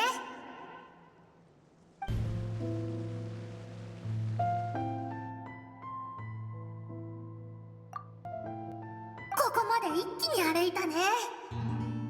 あれはスカークが師匠に弟子入りして極悪鬼の修行を受けてた頃のことだよ。折れた腕は直しておいた。明日は倍の量をこなせ。今回は泣かなかったな。よくやった。弱者は涙で同情を乞おうとする。それほど無意味なことはない。一つ聞いてもいいですか？なんで師匠は私を助けたのでしょう？ずっと考えているんです。自分は生き残るべきじゃなかったんじゃないかって。そうすればあの燃え盛る炎を思い出すこともないし、今みたいに辛い思いをしなくて済む。お前を助けたのは俺の目的を果たすためだ。俺は長らく死闘を味わっていない。傑物たちでさえも泥のように俺の足元を過ぎていく。運命ですらもこの俺の前では頭を垂らすのだ。故に俺は全てをお前にかけ、あらゆる手を尽くして育てる。いつかお前がこの俺を震わせてくれると信じてな。でも私は師匠に剣を向けたくありません。お前がどう思うかなどどうでもいい。弱者の叫びは広大な星の海にさざ波を立てることすらできないのをお前もよく知っているだろう。わかりました、師匠。その日から血と涙のにじむ修行が続き、疲れと虚無感が常につきまとうようになった。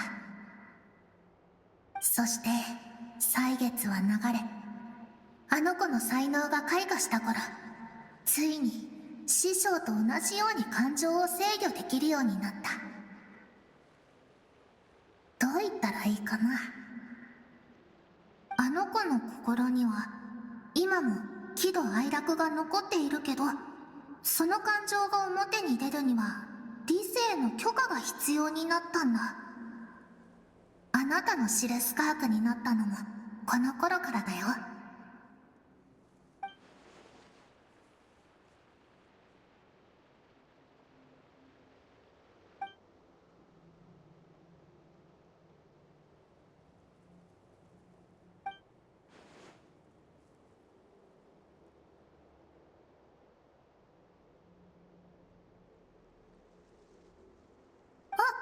もうすぐ目的地だよ。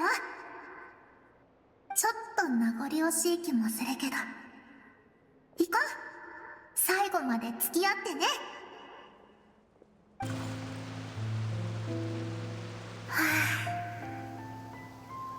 ここは全ての思い出の中でも最も綺麗な場面だね。何の不自由もない無邪気な時代だった。空には薄い雲が浮かんでいて、太陽の光が全てを金色に染め上げる。歌声が響けばつぼみすら共に舞う。ここがスカークの故郷で子供の頃に暮らしていた場所。彼女はすごく好奇心旺盛で、よく学校をサボってはいろんなところに遊びに行ってた。海底に眠る財宝、遥か彼方の星空の秘密、それに商船に乗ってきた変わった格好の大人たち。さあ、あの商船こそが全てを変えるきっかけ。ある日、一隻の宇宙船がここに着陸したの。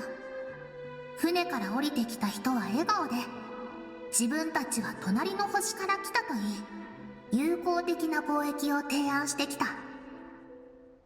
スカークのお父さん、お母さん、おじさん、おばさん、みんなで遠路はるばるやってきたお客さんをもてなして、星のあちこちを自由に探索させた。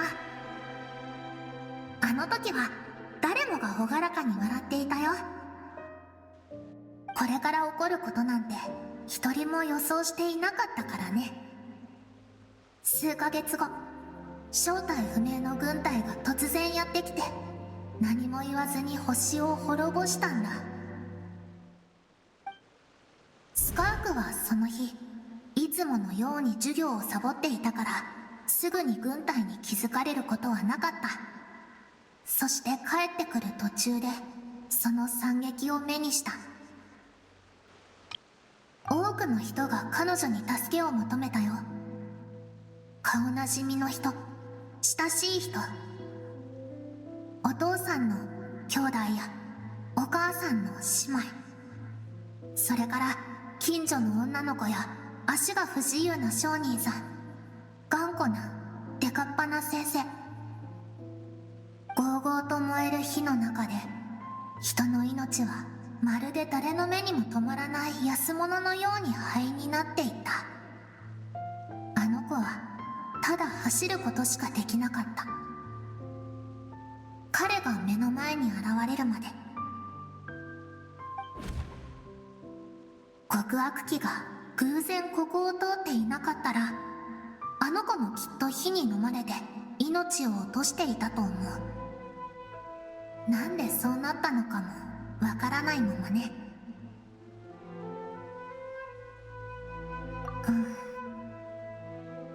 彼女とその一族が脅威だったからだよ。商船が星を調査した時、この星はかつて極端な環境下にあったことが判明したの。でも極寒の時代も灼熱の時代も人類が活動していた痕跡があったんだ。さらに調査を進めると、ここの人たちは長い歴史の中で様々な環境と力に適応する得意な体質を得ていることが分かった。彼らはそれを潜在的な脅威とみなし、自分たちがやられる前に排除することにした。だから商船の人たちは軍隊を呼んだんだ。そう、脅威とみなされた人たちは自分たちがそんな体質であることすら知らずに殺された。その炎が優しさも真心も一緒に全て燃やしたの。善悪を力でしか裁けないのなら、信じられるのは自分の手に握られた剣だけ。死が訪れるまであの子は永遠に走り続けないといけないんだ。過去に味わった痛みをもう一度繰り返したい人なんていないでしょ。さあ、道には必ず終わりがあるように、私のお話もここでおしまい。彼女があそこであなたを待ってる。私のこともね。会いに行って。これは私の運命であり、この長い歳月における私の一番の願いでもあるから。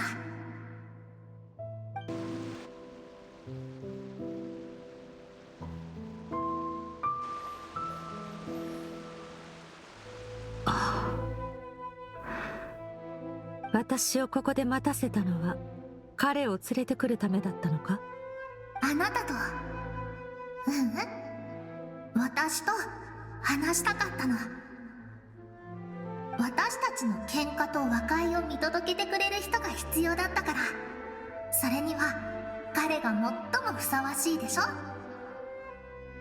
そう、私は理性によって抑圧された感情、彼女が心の牢獄に閉じ込めた自分だよ。あなたに否定された衝動、あなたに捨てられた過去は今では私の一部になった。つまり私は最初のあなたでもある。あなたが私を見ようとしないから、こうして会いに来たの。違うな。私はお前を見たからこそここに封じた。お前の存在は私の力を削ぐ。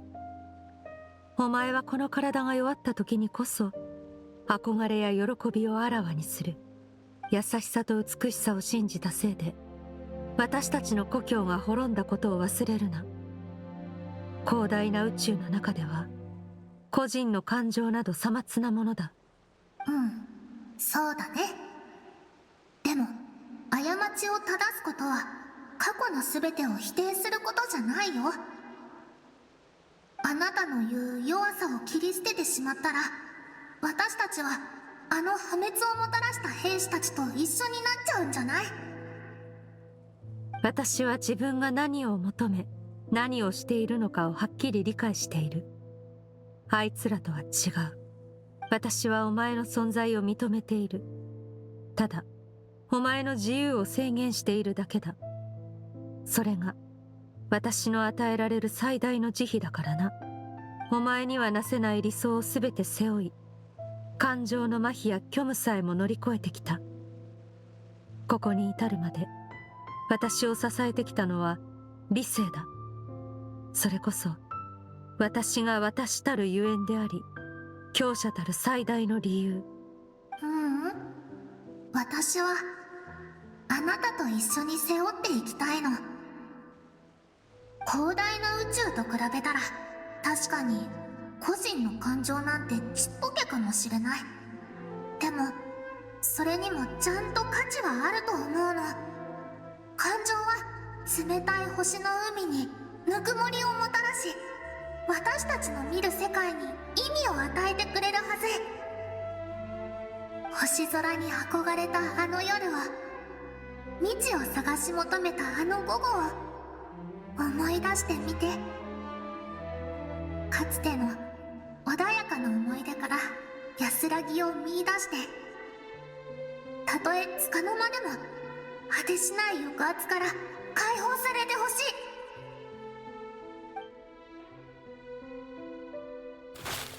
それは今やるべきことではない。まさに今やるべきことだよ。ねえ、知りたくない？どうして力が思ったように回復しないのか。やっと本題か。その答えを知るためにずっとここで待っていた。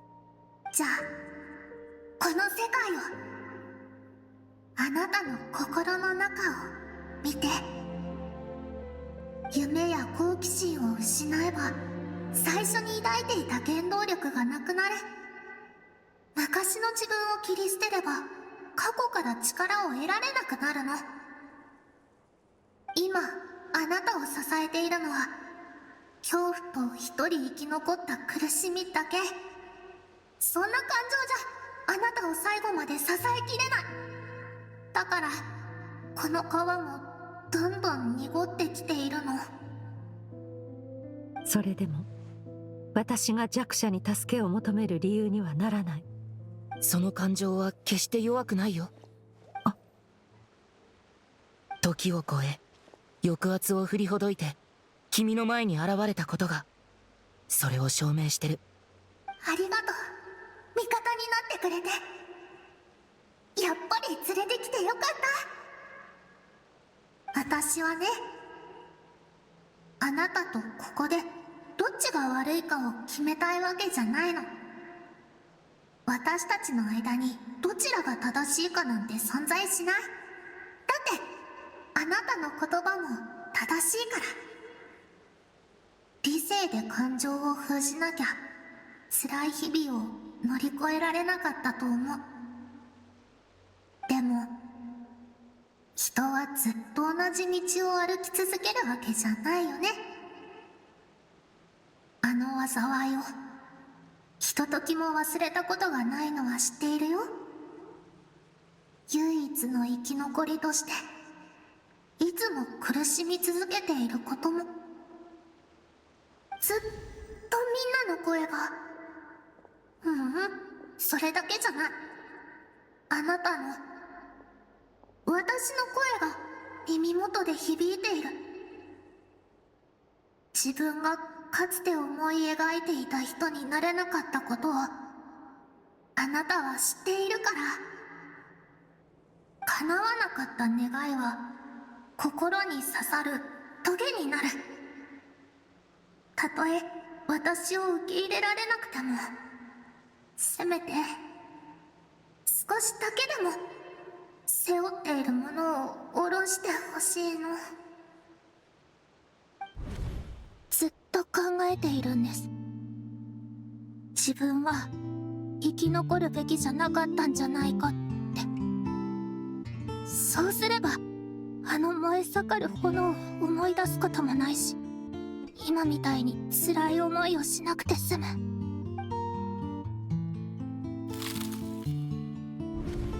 私たちは死ぬことなんて恐れない。でもあなたには生きてほしいの。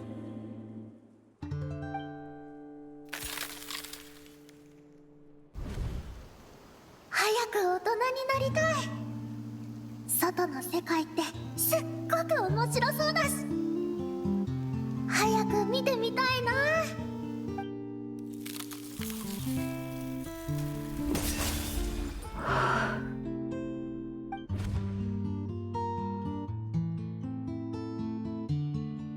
初めて水を汲みに行った時、父と母が歌を口ずさんでいた。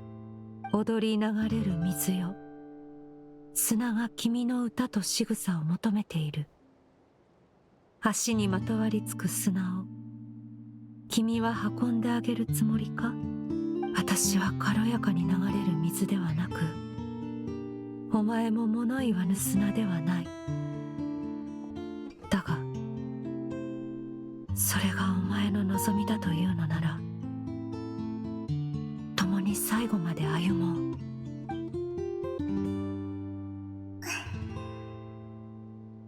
ありがとう。感謝すべきは私の方だ。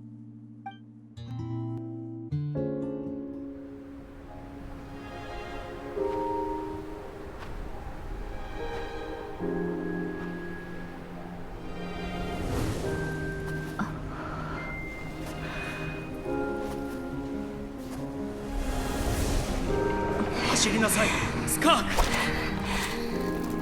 一人もいかんだ。助けて。俺の言葉を忘れるな、スカーク。この恐怖を心に刻め。どうしてあなただけが生き残ったの？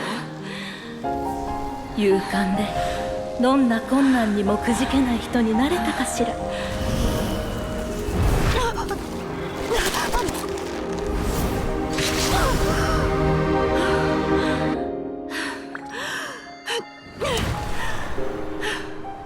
ほら、まだゴールじゃないでしょ。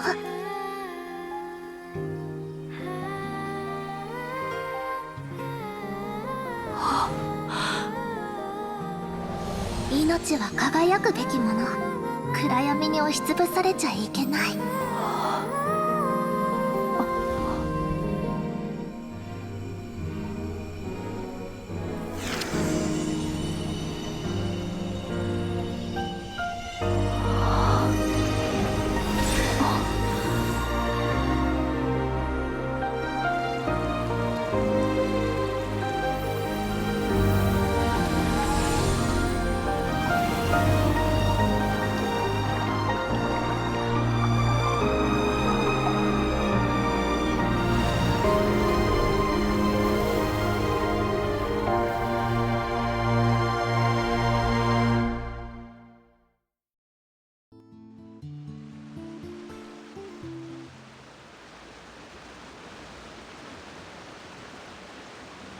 私の記憶を見たな。かつて師匠に強者が弱者を食らうことが宇宙の絶対的な法則なのかと尋ねたことがある。すると師匠は、そうとは限らない。だが秩序なき世界では狡猾で汚れた人間の方が生き延びる確率は高いと答えた。それを聞いた後、ある考えが浮かんだ。いつか私の手で自分の秩序を作ろうと。あの時の惨劇を二度と繰り返さないために、私は強者だけが利を貪る断りを世界から排除しようと思ったんだ。しかしその前にまずは師匠に勝たなければならない。師匠。するとロッチはあらゆるルールを破壊するものだからな。ああ、そうだろ。だが彼を敵と見るつもりはない。戦うのは力の差があるからで、目標とするにふさわしいからだ。彼が私を育てたのは善意からではないが、師匠としてなすべきことは全て果たした。この命を救い、私に武芸と道理を教えてくれた。尊敬に値する人物だ。不本意ながらな。だが師匠は一度口にしたことを変えない。私は彼の言葉の全てに真剣に向き合わなければならないのだ。彼はもうテイワットにはいない。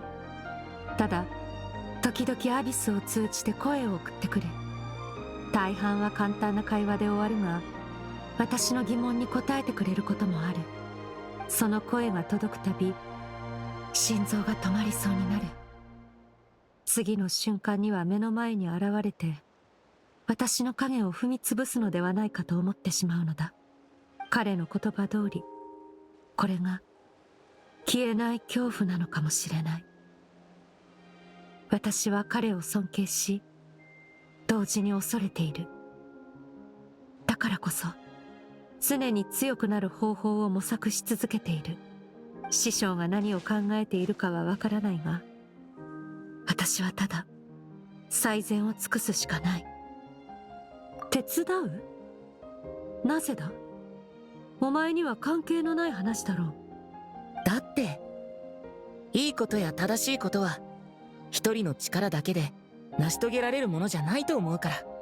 たくさんの人が同じ目標に向かって努力すれば、いつか優しさは銀河の隅々にまで満ちるはずだよ。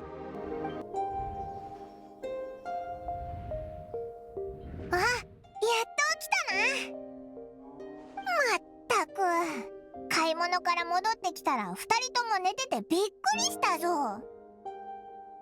うだ、調子は戻ったか？どう思う？流れ続ける水だけが腐敗と汚れを注ぎ、過去と未来をつなぐ。以前旅で感じたことを自分の中に落とし込めと教えたな。今日のことも永遠に私の一部となるだろう。もしかしてオイラのいない間に何かあったのか？まあいいか。美味しいもんを買ってきたから、今は腹ごしらえしよ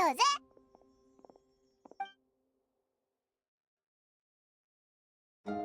さて、そろそろ奴を撃ちに行こう。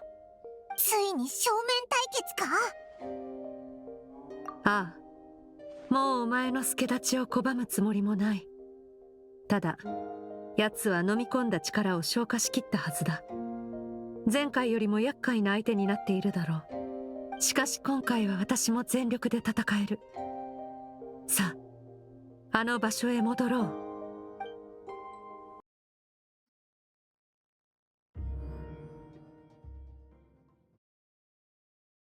霧が晴れたぞ。おい、あれって鈍性のクジラに飲み込まれた時に出てきたやつだよな。そうだったのか。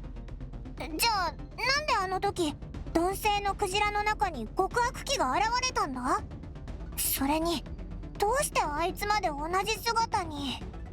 何ら不思議ではない。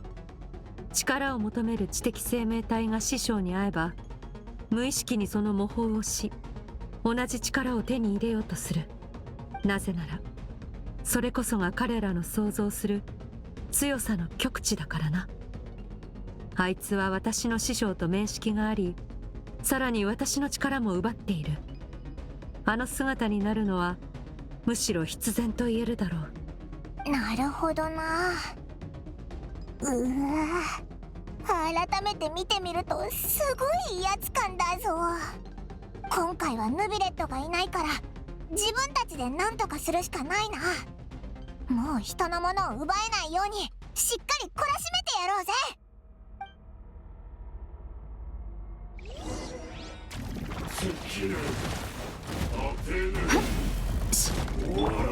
浄化せよ。星々よ、静かに眠れ。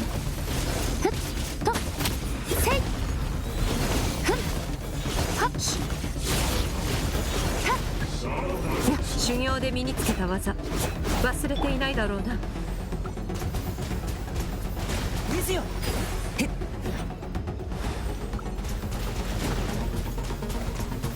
行け。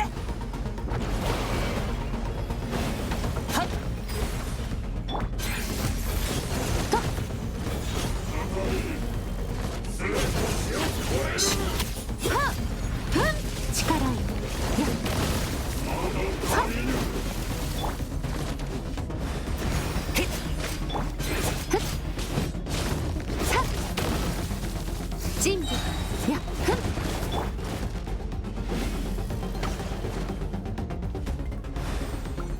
星々が彼の王冠となる。水よ。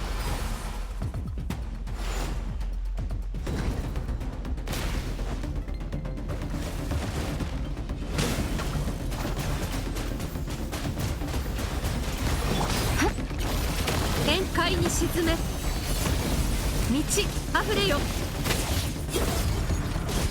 やはっせや。世界の外で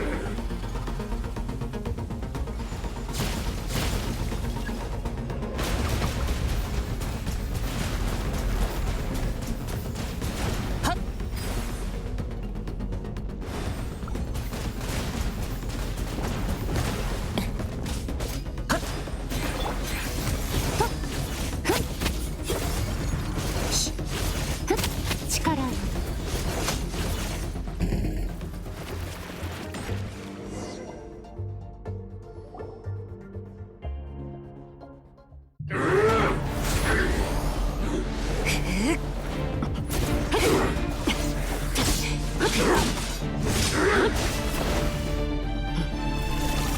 またあの技気をつけて。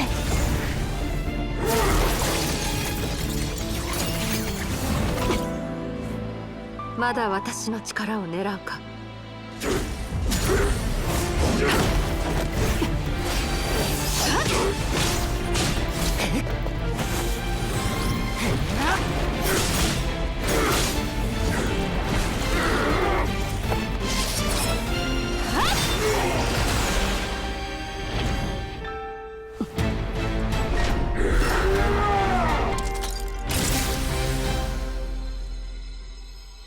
その体、この力に耐えられるか。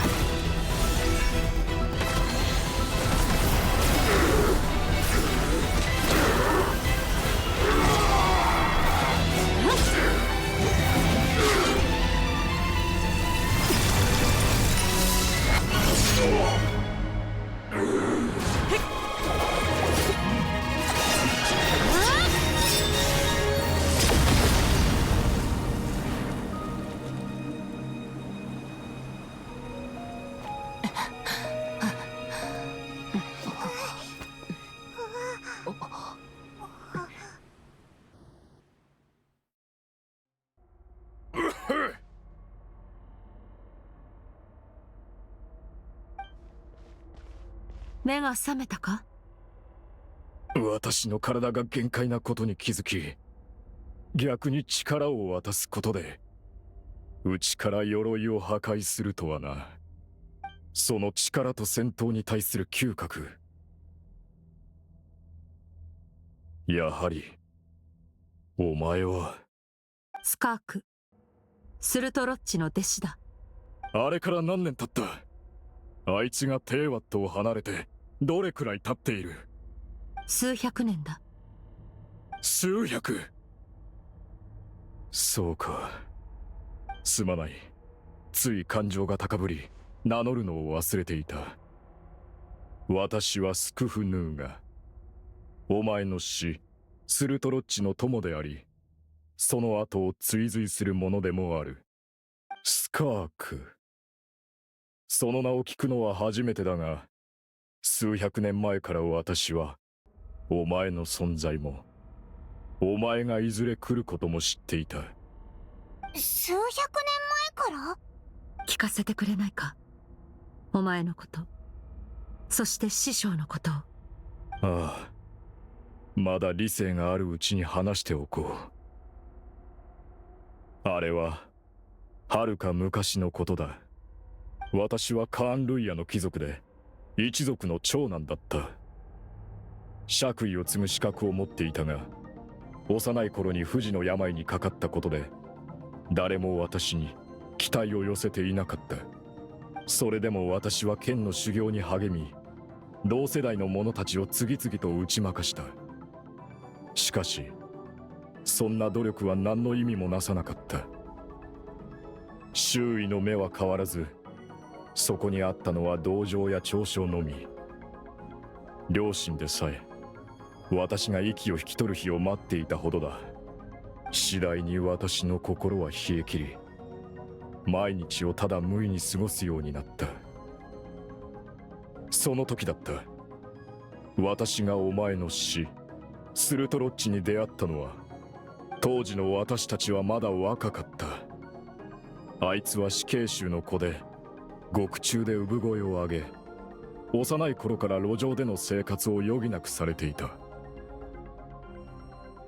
あいつが日々浴びせられる中傷の数は、ウニベルシタス・マギストロラムの名著よりも多かった。だが、あいつは一日中笑顔で過ごしていた。まるで、行為も悪意も、何の意味もないかのように、忘れもしない。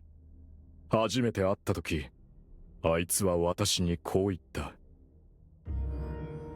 人は自分のために命を懸けるべきだ。たとえ結果が伴わなくとも、炎のように燃え上がらねばならない。このまま何も感じずに死ぬわけにはいかないのだ。いかにも師匠が言いそうな言葉だ。あいつは私の才能を認め、励ましてくれた。あいつと手合わせした時、初めて戦いの楽しさを感じたんだ。そしてあいつが10歳の時、とある禁忌にまつわる研究資料を盗み出し、私の病気を治してくれた。この世にできぬことなど存在しないと、そう思わせるほど、あいつは人間の体で不可能に挑み続けていた。しかし、私は次第にその歩みに追いつけなくなった。私の才能は、あいつと比べればあまりにも平凡だったんだ。いつからか、あいつは私の遥か先を行くようになり、私はあいつとの稽古を恥じるようになった。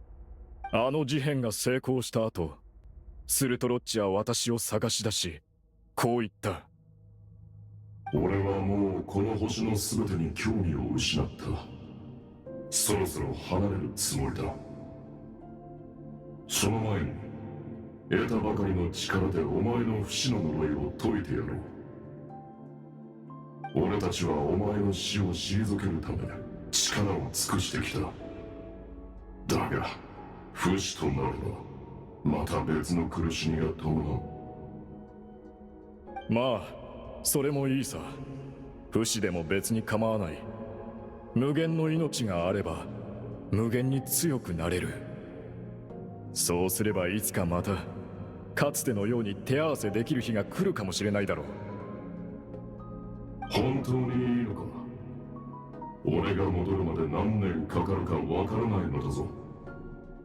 お前の体、あるいは魂がその時まで持つ保証はない。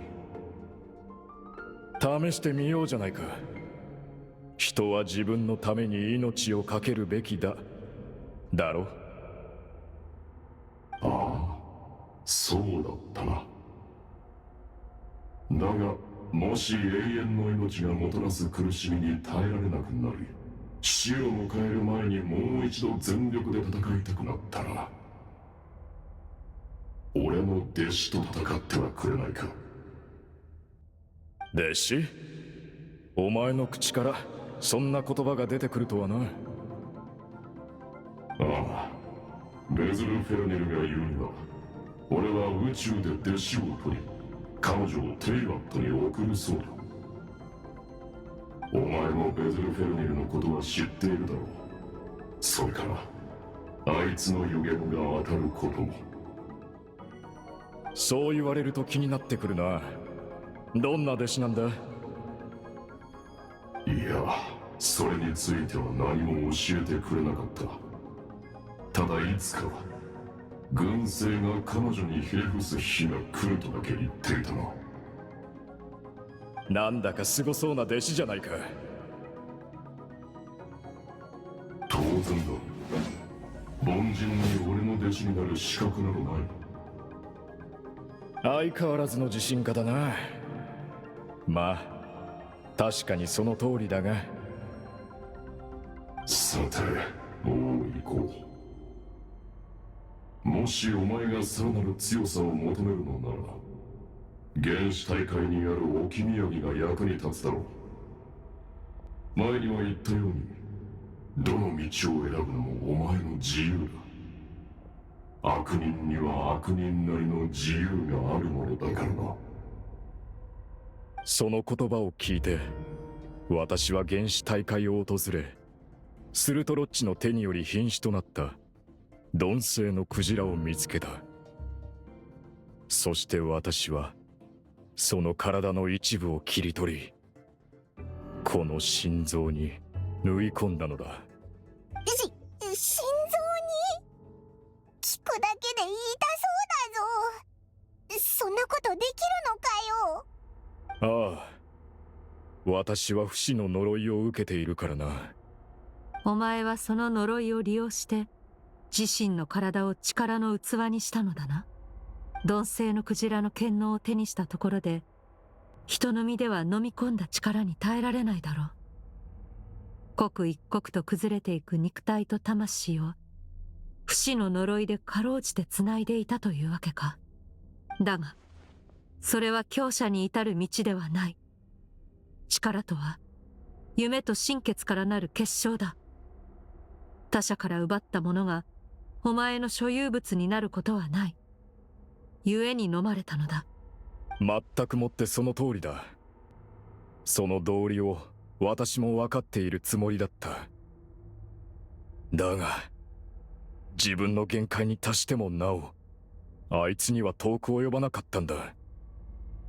だから賭けに出ることにした。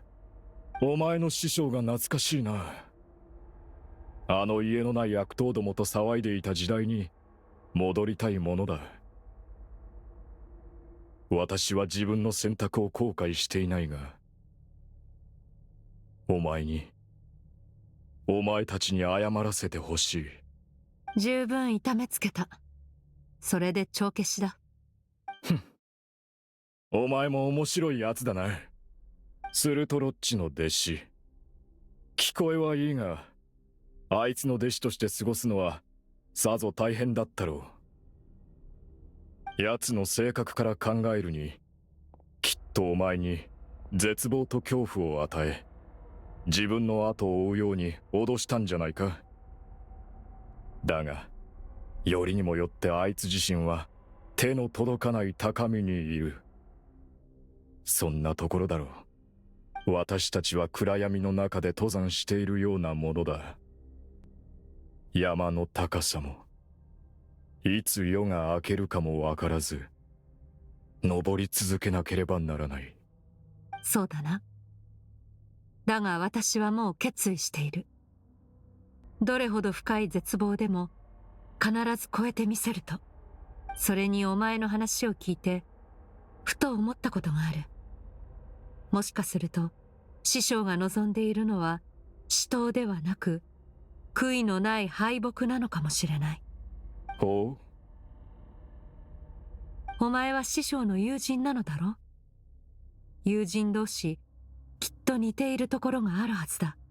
初めてここに来た時、お前は濃い霧の中から私を刺して力を奪った。その棘からは何の感情も感じられなかったが、しかし二度目にお前と対峙した時、その剣からは情熱と喜びが伝わってきた。それはまるで研究に打ち込んだ者が世界の真理を発見した時のような、あるいは芸術に飢えた者が壮大な殿堂にたどり着いた時のような喜びと同じものだ。面白い。そのような感情は表に出ていなかったはずだが、剣から読み取るとは。お前の直感は正しい。私は心からお前たちと戦えたことを喜んでいる。負けたことにも一片の悔いはない。ああ。故に師匠もお前と同じようにそんな戦いを望んでいるのかもしれないと思ったのだ。視力を持って臨まねばならない相手を前に、潜在能力さえも燃やして戦う。戦いの中で己の限界を超え、その身も心も持てる力をすべて出し尽くす。そしてその盛大な決闘とともに自らの幕を引くのだ。そのため彼にとって善悪など関係ない。唯一望むのは自我の完成。それもまた師匠の強さの秘訣なのだろう。お前の言う通り、あいつはそう考えているのかもしれないな。どれほど壮大な戦いになるのか、私も興味が出てきた。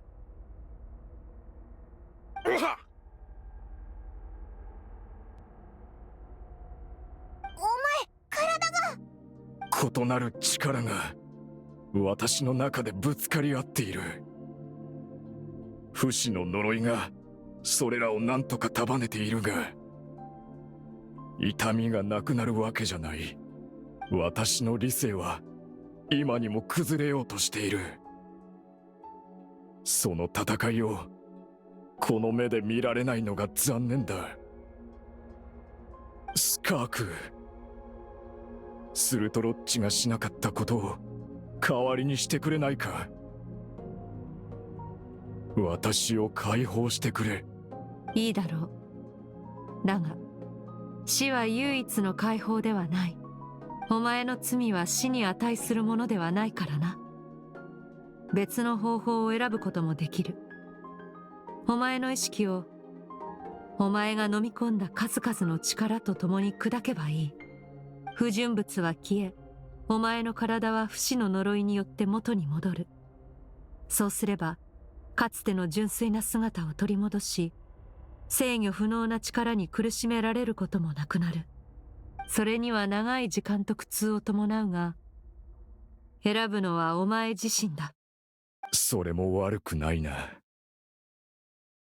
私が目覚める頃、お前とスルトロッチの戦いを見られるかもしれない。いつかお前があいつと決着をつける日が来ることを信じている。もっともそれが茨の道であることは言うまでもないがな。私の夜はここで終わる。だがお前の旅はまだまだ続く。幸いその旅路は孤独ではなさそうだ。私はいつか彼という山を制覇しよう。どれだけ険しい道のりであろうとも、スクフヌーが最果てで見届けるといい。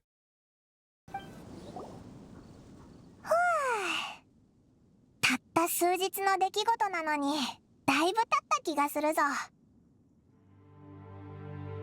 やっぱりオイラたちに乗り越えられない壁なんてないな。さすがオイラたちだぜ。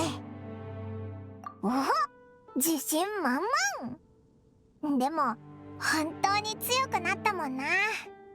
もう夜か。そうだ、スカーク、お前の言ってた消えた星たちってもう戻ったのか？ああ、スクフヌーガに飲み込まれた力も元に戻っている。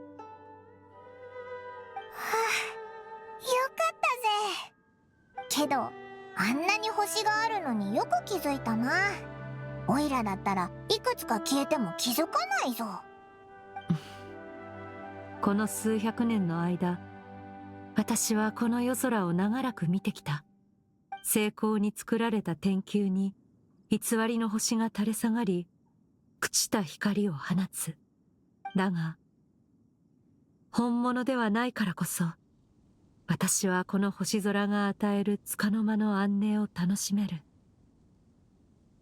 美しい放映もいつかは消える。いずれ私たちは自らの意志にかかわらず本物の宇宙に帰るだろう。時間はすべての人を前へと追い立てる。純粋な心しか持たないものを成長させ、旅の苦しみを味わわせる。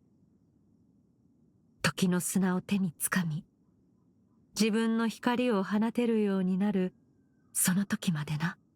偽りの星空でもこうして見上げると、その広さと壮麗さに心打たれるものだ。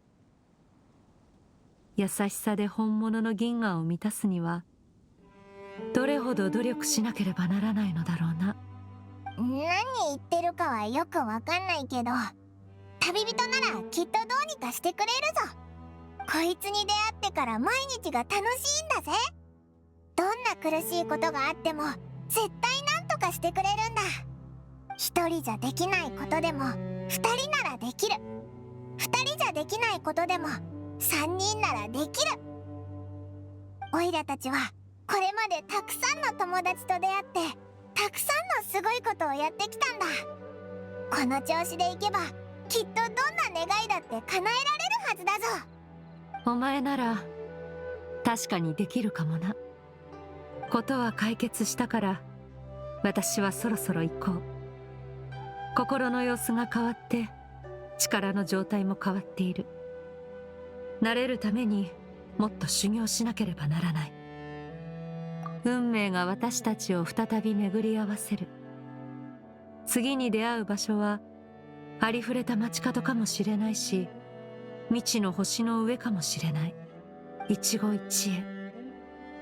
いつか歩みを止めた時、新しい世界を迎えられることの方が楽しみだ。戦争も痛みも望まない別れもない世界。焼けた焦土にもきっと花が咲き誇る。そのためには私もお前もさらに強くならなければ。今回の修行をよく復習しておくことだ。ではまた。じゃ